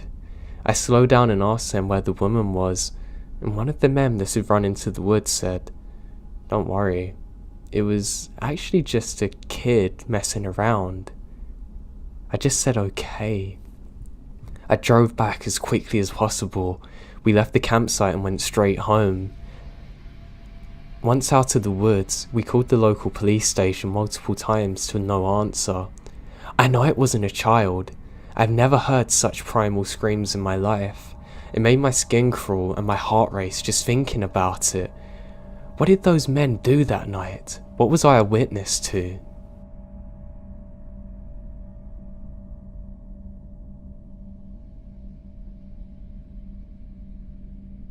I live just where farmland meets the edge of the suburbia, on an island off the coast of BC. The climate here is sub-temperate rainforest, so the natural and untouched landscape is incredibly wild, dense and lush. I'm keen on endurance cycling, and I take full advantage of the trail network in the forest surrounding my area. I work long hours, so most of my winter rides are in complete darkness with my trusty trail light. One section of my home trail winds through a rainforest bog full of hundreds of trees. They're huge. It's absolutely beautiful in daytime. It feels like a magical place with shafts of sunlight piercing the fog, hundreds of different species of flora, and there's so many wild animals out there. It's really beautiful. Now at nights, my gut starts tightening as the thought of passing through this mile-long section of trail appears. One day about a year ago, I was lucky enough to get a chance to go for a ride through it, so I took it. It was cold and very rainy, with few other people out on the trail. I had packed thermos of hot coffee in my backpack, and I thought the rainforest-style bog was the best place to take a rest as any. Now, I chill out. I have an interest in botany, so I was looking closely at the lynches growing off of the huge Douglas fir. But suddenly, I felt distinctly not alone. no biggie. Lots of people use the trail, although not many are out there that day because the weather's so wet and cold. And that's when I heard it. A meow. That's odd because this isn't a good place for a cat to be alone. We have cougars and bears, but I hear a meow again. Except this time, it was canned and robotic sounding, like somebody playing a bad audio file of a cat. My gut starts to clench. It just sounded wrong somehow and I can't figure out why. My hands were shaking when I unzipped my backpack to put my coffee thermo back in. I felt waves of nausea roll over me, and the air suddenly felt dense and thick. I was in a rainforest surrounded by trees and moss, but I felt like I can't get enough oxygen. I hadn't seen anyone for at least 10 miles, and I was distinctly aware of how far I was, and I couldn't really get any cell reception here either. Now, I hear the same meow again, but this time closer. I've never heard a cat like this before. It sounded like an imitation of a cat or a person saying meow. It was so tiny, cold and robotic. I now know that without hesitation, it's time for me to go immediately. I was panicked on the inside, but can't show fear, so I casually slung my leg over my bike and start riding. As soon as I got out of the bog, I ride the rest of the way home like a bat out of hell, glancing over my shoulder every few minutes. I can't see anything. I will never forget this experience for as long as I live. I've had some pretty disturbing things happen on my night rides, but nothing ever like this. I hate the fact that clearly something was imitating a cat, and I'm sure it was a recording. God knows who was out that deep into the forest too. I just hope I don't encounter this again.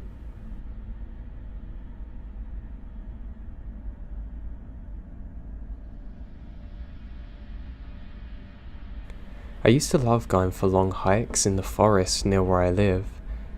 I usually did it on summer's evenings. Yeah, I know this probably isn't the safest thing to do, but I always had my hunting rifle on me anyway. I mean, I'd be stupid not to. All it takes is one wild animal to go for you, and if you're unarmed, good luck to you. So anyway, I set out one summer's evening. I had my iPod playing some really chill songs and I felt really good about myself. I can't really get cell phone signal where I go because the trees cover it, but I like listening to my music. Now I was a good 40 minutes into my hike. There was enough moonlight for me to see where I was going. That's how I normally planned my hikes, when the moon was out of its brightest on the most clear days, so I can see everything. I'm really enjoying myself this night. I found true tranquility. I decided to stop for a minute, take off my headphones, and just pour out some of the hot chocolate I had in my flask. Now the second I do this, I have the feeling that I'm not alone, and I can't describe this feeling. It's almost like I'm comfortable in my own presence, but I don't want to be joined by anyone else, and this unsettles me. I just think I'm just being a little paranoid. I say to myself, thank God I've got my rifle, and I could have sworn I heard a laugh afterwards. No, it must have been just an animal, surely. So I go about drinking my hot chocolate. As I do so, and I'll never forget this, I hear someone whisper behind me, "Mind if I have some?" And a terrifying laugh follow. Now the next few seconds is a complete blur as I fumble, fall over getting up, grab my rifle, and scream myself and sprint in the complete opposite direction to where I heard the voice and back onto the trail. I try and scream out that I have a gun, but I can't get the words out. What's worse is I hear rustling behind me. I continue sprinting up the trail, only to slip temporarily again, and now on my back. I lay there wondering whether it's better to pretend I'm still. I look behind me, and I can see what appears to be the butt of a cigarette lit in the distance. Well, Looks like I'm gonna keep moving then. I get up again and scream I have a gun and I'm not afraid to use it. What's worse, I'm sure I hear laughter in the distance after saying this. I sprint all the way back to my car. I don't even bother going back for my flask for anything. I immediately get on my radio and call it into the park rangers in the area, who say they're gonna check it out and they want me to show them exactly where it is. I say you've got no chance and speed out of there. And the whole drive home, I can't stop thinking, who in their right mind was out there? How long were they stalking me for, and what on earth did they want? They clearly weren't mentally sane, whoever or whatever this was. Now, I don't believe in the paranormal, but this could have easily been something like that, because why would you be out there with no torch or anything? Maybe it is an insane person. All I know is that I never got to the bottom of it, and I never went out on my own in the woods at night again.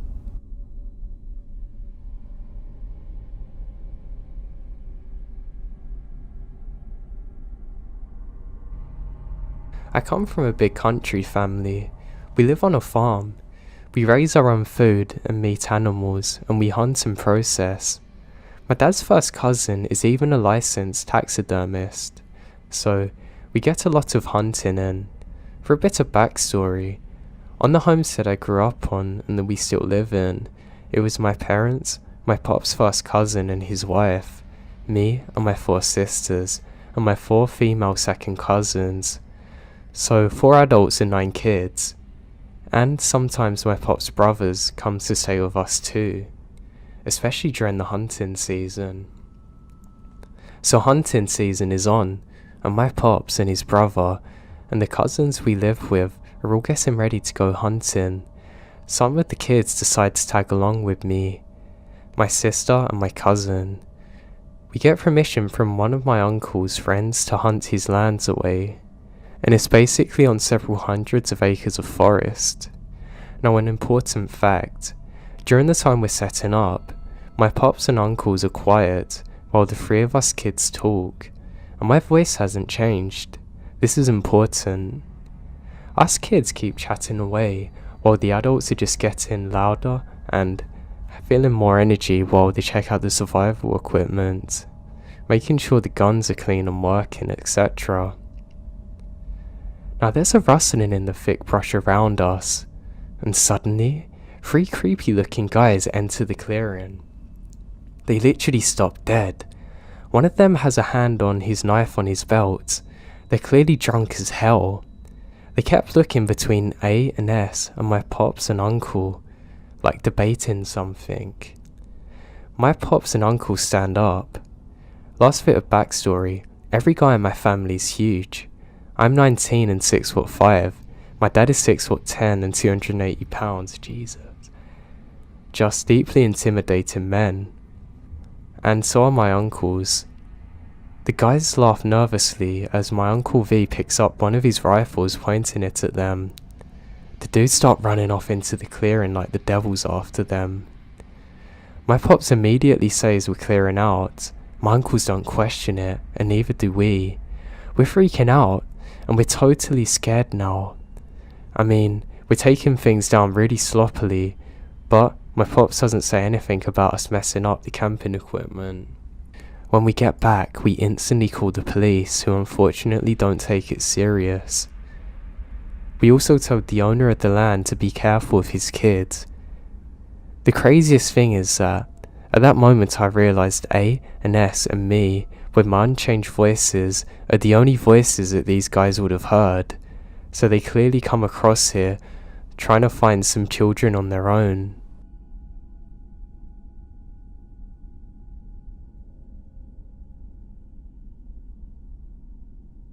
Just down the road from where I lived a few years ago, in southeast Australia, is an opening into about 100 acres of woodlands and bush that I frequently went into when I was younger to do the usual things, riding and camping, etc.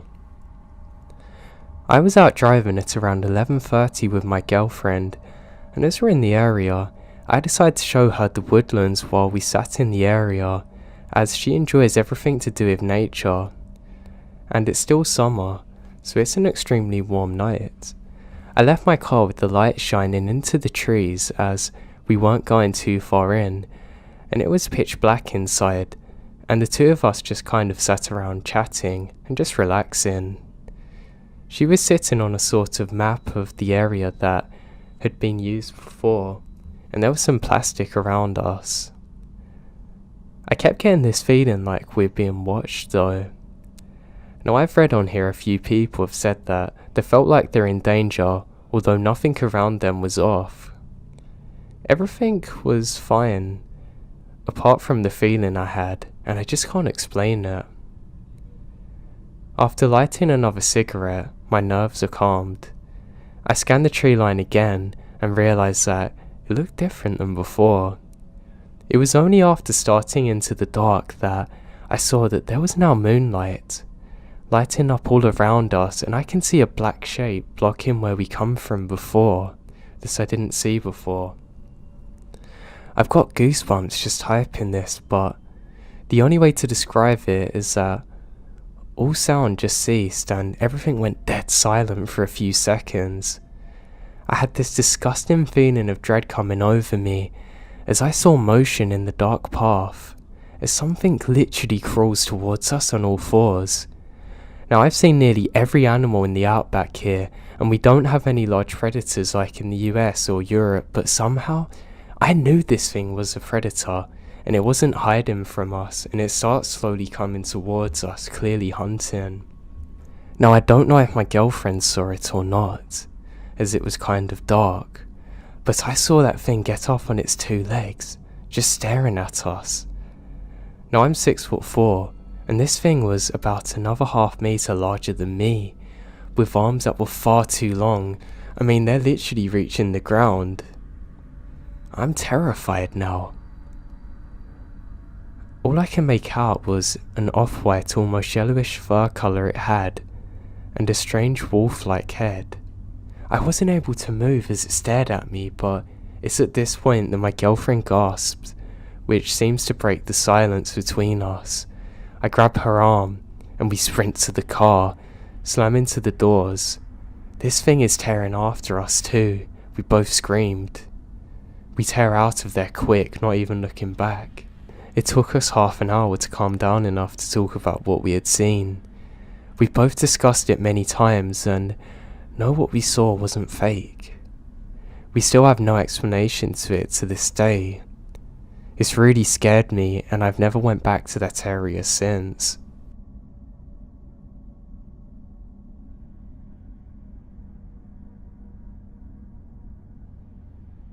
I always used to go camping a few years ago. I stopped doing it as much recently because of work, but I still get out there on the odd occasion, and I love it. I never had anything weird happen to me while I was actually camping.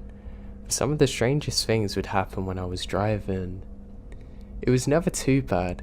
I'd just see strange lights in the sky, but I was sure that was just because I was tired. There was one thing I could never explain though, however.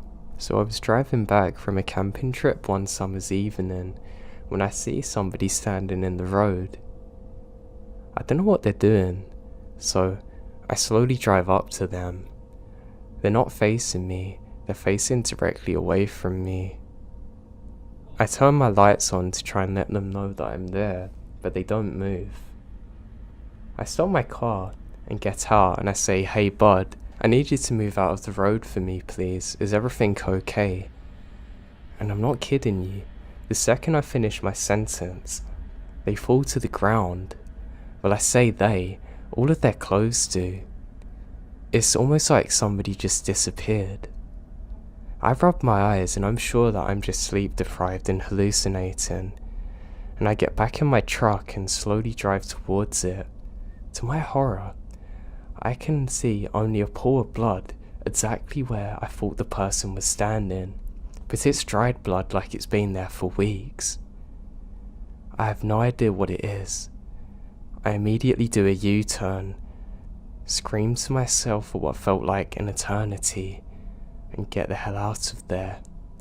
To this day, I still have no idea what happened or who that was. There was nowhere for them to have run, and if they did, I would have saw footsteps in the dirt. There was neither.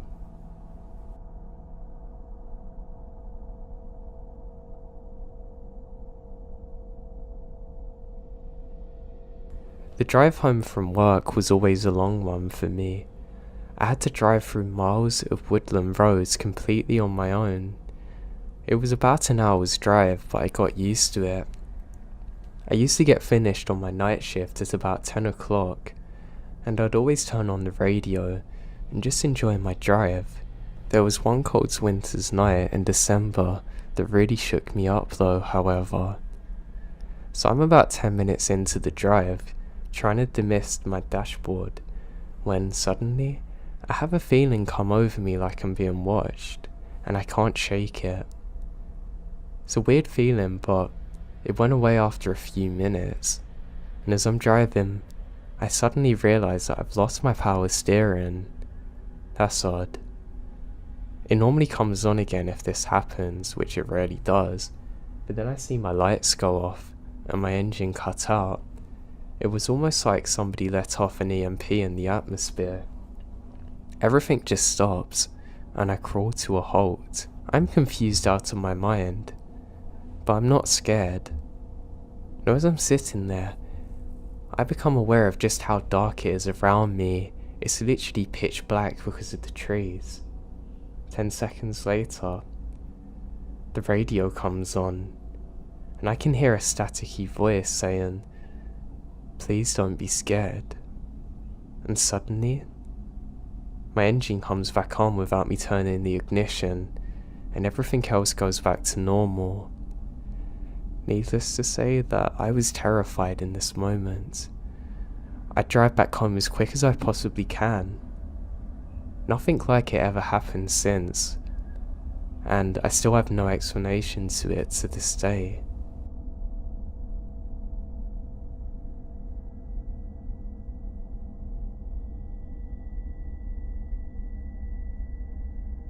I grew up in the south. There's tons and tons of beautiful places to see that haven't been taken over by concrete yet. It's nice. But along with that, it's pretty boring. Being a teenager and wanting to go out and have fun led to mostly improvising with your buddies and hoping that something good can come out of the night. There wasn't really a local spot to go and hang out at, like a club or cool bar, and the places that were close to us were boring, because we'd went to them so often. I'm sure if you've ever lived in a rural area, you can understand it. Something that I found a ton of enjoyment in as a team was just cruising around super late at night listening to music. I would fill up my gas tank, grab something to drink, and I'd just drive off until the sun comes up. It was a way to clear my head and relax. Those country roads are always fun to drive down at 2 AM, and was just also the right amount of spooky. I don't know why that made me laugh. Well, one night, I absolutely got more than I bargained for.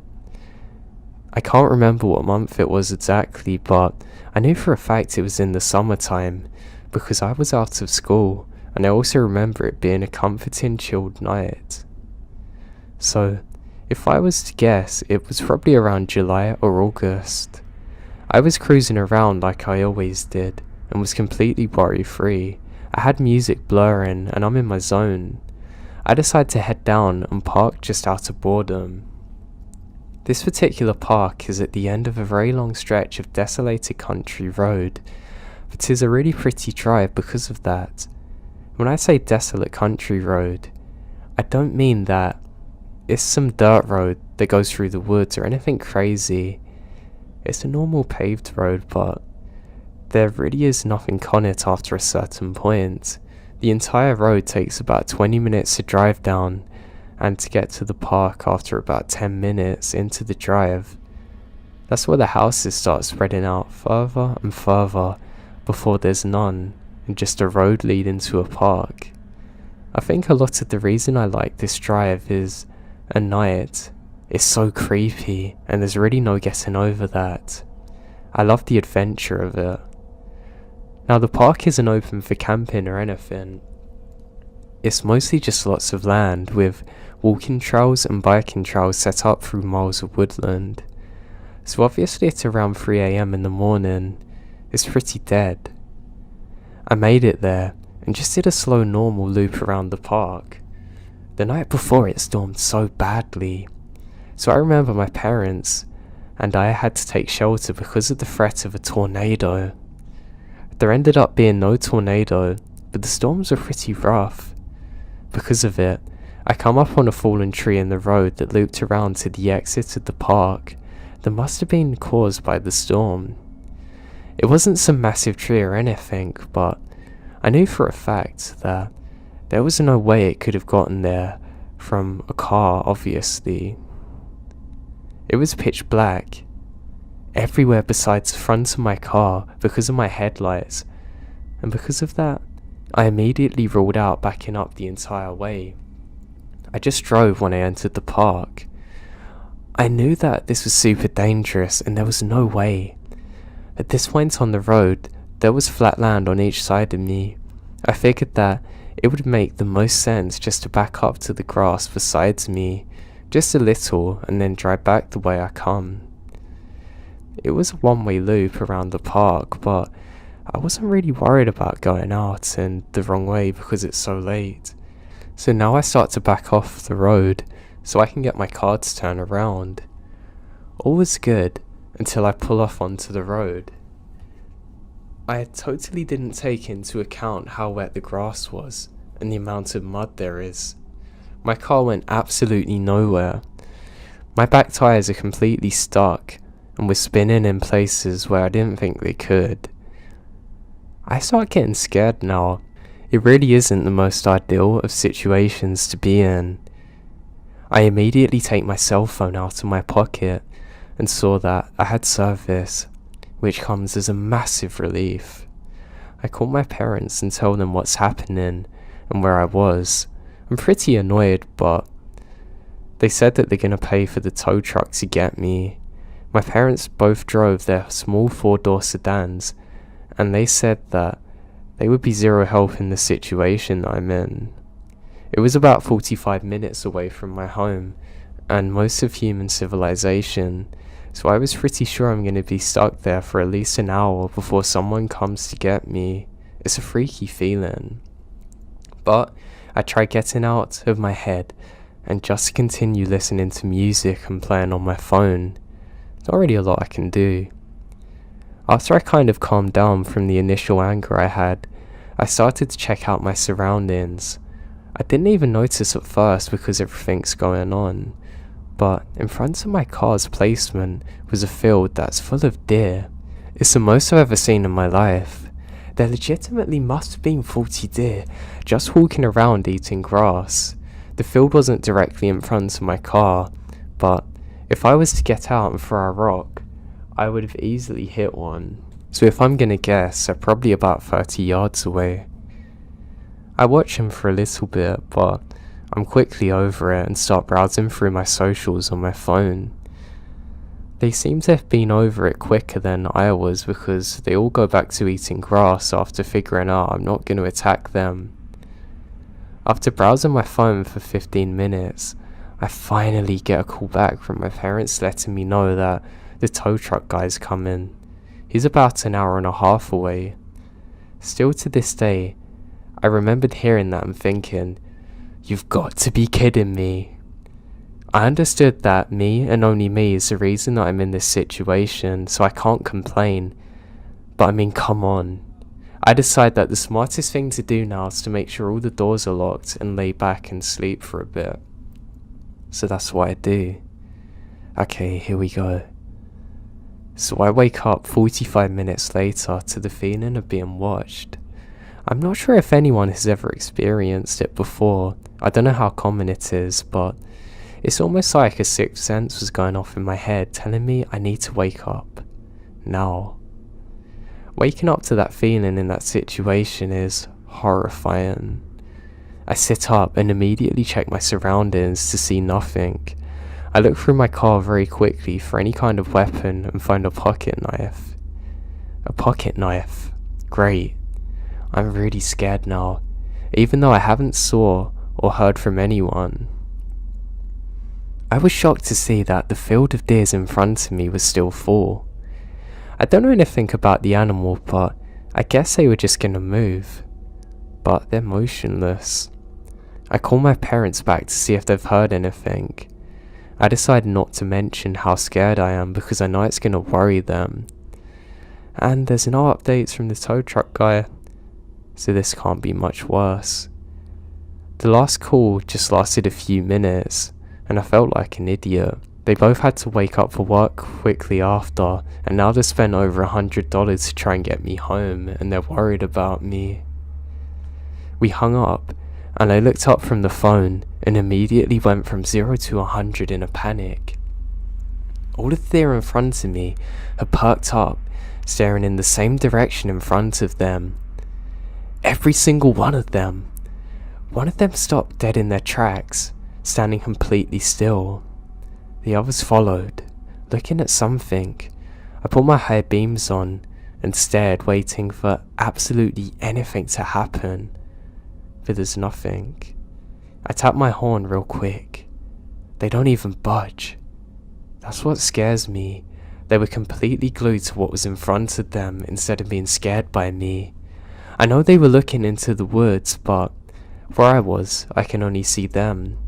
I can hear my heartbeat, and I grabbed my pocket knife and just waited for something to happen. I would say it was about a minute after I honked. Every single one of them in unison ran the opposite direction that I'm in. And now within 10 seconds, it's completely empty with just me in the field. I'm petrified in fear.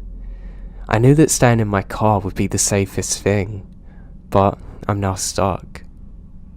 My head is on a swivel. I'm freaking out in every possible way. I assumed that it's a bear or something, but it could have been absolutely anything. I was convinced at that point that it's the devil himself. I don't know what to do now. I knew that the tow truck was close by, but I have no idea where. I start shaking because of nerves, and just look around me to make sure nothing was by me, and focusing on the field in front of me.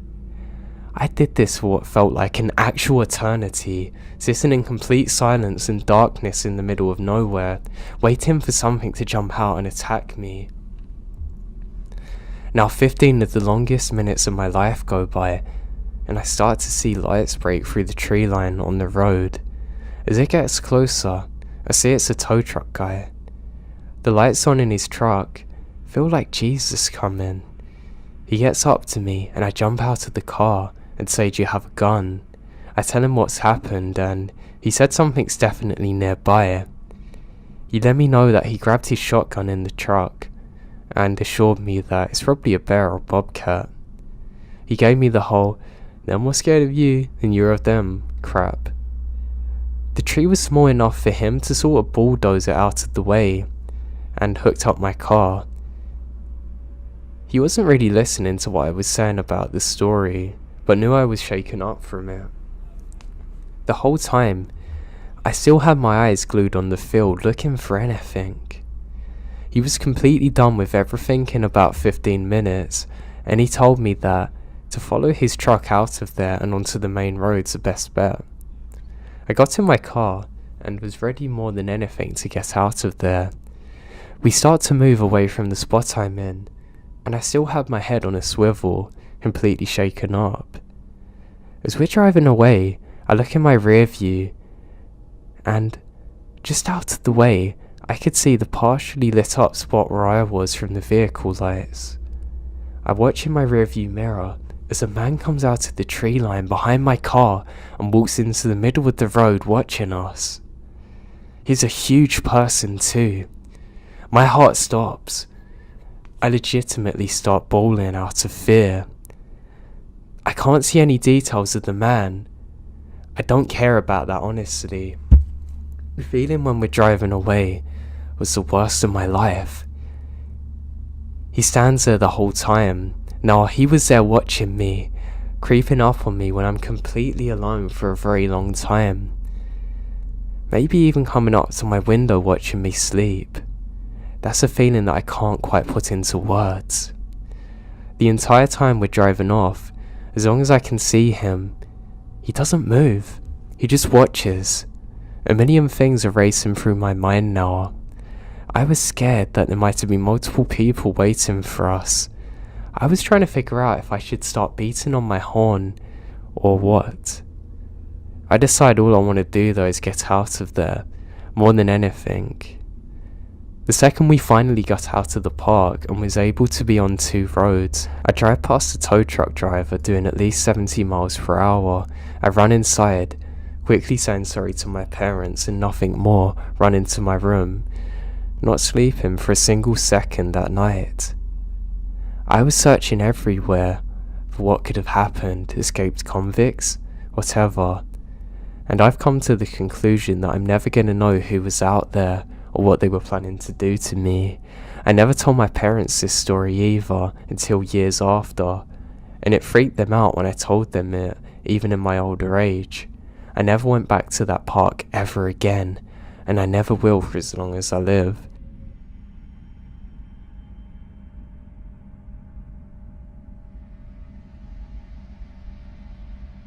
Years ago, when I was still a teenager, my friend Justin and I would often go longboarding at night. As my friends and I are quite the night owls, we love the freedom of almost never seeing another soul on the roads or the paths we frequented. Even when using main roads, it would be very rare to see a car out so late in such a rural area. And you could see or hear them coming from very far away due to their headlights and the noise of the vehicle disrupting the peace. We were really into it at the time, and would often ride our boards for miles and miles, not seeing anyone until the sun was up. One particular night, we decided to ride a few miles away from our usual back roads to take one of our favourite hidden routes. It began with a narrow, paved path that was the only piece of land separating 2 sides of a long lake. It would often sink under due to rain, and we wanted to seize the opportunity to use it before it rained and went underwater again. It was roughly 2 miles long and extremely relaxing to ride through due to scenery. After making it to the end of the lake, we decided to keep moving and continue on our way and turn into a very close path that leads into a densely wooded area of a national park. As we came up to the first hill, we looked down at the bottom into the blackness. We both noticed what appeared to be a tiny ball of light moving down there. At first we think it's a park ranger, but it moves so strangely, and it was extremely difficult to make out what it is. Rather than shine our flashlights down, we curiously watched out for a few moments, whispering to each other what it could be. And all at once, that small light turned into multiple blinding lights and extremely loud revving sounds. Overwhelming our senses as we become accustomed to the darkness and silence. Acting purely on fear, we instantly turned around and ran as fast as we could, hearing yelling and revving gaining behind us. By sheer luck, we managed to run off the path into a very dark, very overgrown hole in the side of a hill overlooking where we just come from. We decided to hide in the natural dugout of this hill, hoping the plants and darkness would be enough to protect us from whatever was happening out there. We watched our pursuers ride out to where we originally were standing. There were 4 men, 2 on 4-wheelers, 2 on motorbikes, each other yelling something, but we can't make out what they're saying due to the distance. We felt safe enough to whisper softly to each other and speculate who these people could have been. Our first thought was that they might be park rangers of some kind, although we've never seen any in here, and we've been here a lot of times. And honestly, we doubted that this country had the budget for them this deep, unless they're on a big manhunt or something, which has happened in neighbouring states. Besides, these men are on vehicles that are inappropriate for paved bike trails. They're very angry too, and we don't know why. They call out for us for a while, yelling things like, "We know you're there, and we can see you, come out." We stay silent and decide to call on their bluffing instead of running. Eventually, I heard one of the men yell, "Find them now," and smash a bottle. That had erased any hope that they're rangers. We watched them split up, and each of them gone a different way down a series of paths on their vehicles, including the one that we've just come from. It took us what felt like ages to move. We're frozen in fear in that dugout, watching the lights from the vehicles travelling through the woods and paths. One of them already come in full circle and passing the point that we started on. I thought about calling for help, but I was too afraid. I was scared that the smallest amount of sound would give away our location.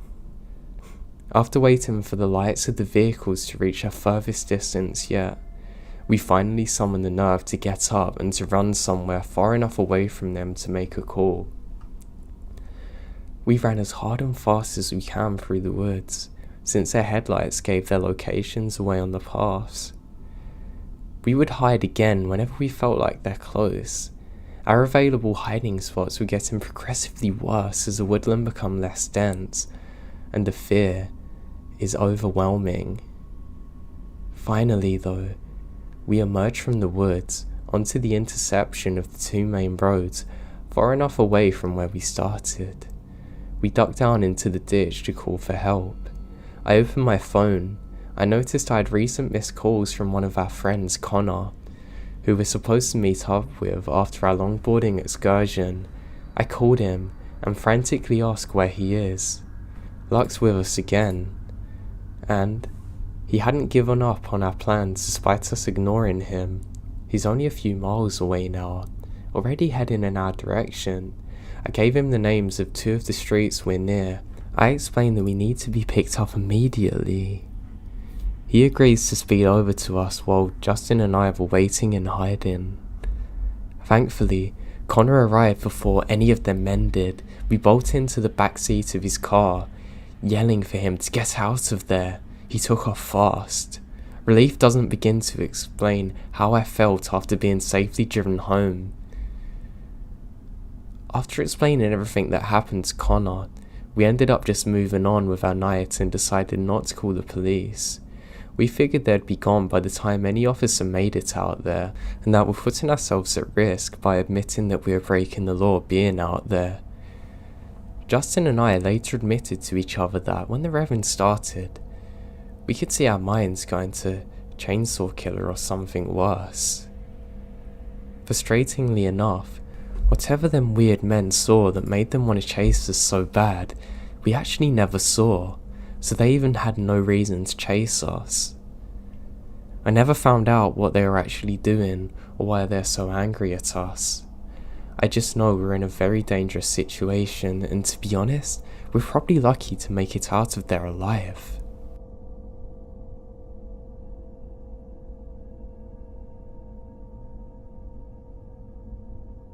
Me and my friend John loved to go for hikes in a national park that was a couple of hours drive away from where we lived. We'd often end up camping overnight. We'd always bring our camping gear in case we didn't make it back in time off the trail and it was dark. Now we usually did this in summer evenings. Oftentimes we'd never encounter anyone else except for the odd park ranger. It was normally nice to see them, and we'd have a good laugh for a little bit. I always respected park rangers and embraced them when I saw them. Now we set out on this one hike during one summer's evening 2 years ago. We're having a really good time. We're just talking about life. My friend's talking about not really liking his job much, and he's complaining about the hours and the work they have him do. He works in a hospital and really doesn't enjoy it, and I felt pretty bad for him. He's only starting and they're making him do all the dirty work pretty much. I wasn't too happy in my life either at the time. I had some big changes coming, and I was waiting on people, and I hate waiting. I really can't stand it. So we're talking about this for hours, and honestly, it's like a therapy session, and I really enjoy it. We keep walking and we're talking about the highs and lows of life, things that are coming, and things that we just want to see change. We're both saying it's surprising how that this time next year, we have no idea where we're going to be or what we're going to be doing. We're just putting the work in now, As we finish talking, we realise it's nightfall and there's already moonlight illuminating around us. I love moonlight, and we say, hey, how about we set up camp? John agrees. We walk further down, and just as we think we found a good camping spot, we see another tent further up. Now there's this horrible smell there, so we're sure that whoever this is has hunted an animal, and they've left it out there, which is kind of disgusting, but they might be skinning it, getting it ready to eat. My friend goes over to say hello, and just say that not to worry about us, we're going to move further away so he can have his own space. And what do you know? A park ranger appears. You can see his hat from a mile away. As we go over there, we realise that there's something not quite right about this ranger. We can't really tell what. He doesn't have a normal uniform on. Well, he has a hat at least, but he has a big coat on. It's not cold enough for a coat. He says very few words when he speaks to us. He just says, yeah, I'm just setting up camp. We're out looking for someone, and that we should leave. I end up talking to him for a little while, and a lot of what he's saying doesn't make sense, and I get this really weird vibe from him, like he's looking at me but he's not, and he's trying to look through me at the same time, if that makes sense. He says, are we armed? And we say, yeah, we've both got hunting rifles, but we got a permit. He asks to see it, and my buddy shows him his. He says, that's okay, you haven't got to get yours out to me. And then John says that we need to get moving and should probably set up camp. He says fine, and the second he turns around, my buddy John grabs me hard by the arm and starts walking really fast, guiding me. Now I'm confused because, well, we're out in the middle of nowhere in a national park. There's gonna be lots of places we can go and set up our camp. But there was something different about the way he grabbed me. It felt really urgent. I can't describe it. I don't need to know any more about the situation, and I should start to lightly jog with him. The second we're away from the camp, I turn back and I can see the ranger still watching us. He's standing in the exact same spot as before though, which is something I find very odd. The second that we get over this hill, John says run, and I don't question it, and we start sprinting as fast as we can back the way we've come. He starts telling me, I don't think that's a park ranger. I say, what? You're kidding me? He says, no, just run. And we run for miles and have to stop eventually to catch up with our breaths. He says, I don't think that was a dead animal we could smell, and that guy definitely wasn't a park ranger. I said, how'd you know? He's just wearing a coat. He said when he looked at our permits, he didn't even look. And then he said it was fine, and a park ranger would have to check both of us had permits, pretty much. I got a horrible sinking feeling in my stomach as I remember turning round and looking at the park ranger just standing there staring at us, and a lot of what he said didn't make sense. God, it all clicked now. We continued hiking into the morning and eventually make it back to our car. We drive immediately to the park ranger station, and the park rangers there say that nobody's out in that area and they're definitely not camping. Eventually, they sent out some people to go and investigate and got the police involved. It turned out that they suspect that this guy had murdered someone, and where we encountered him, he moved everything and hid the body. The police are still out there looking for it today.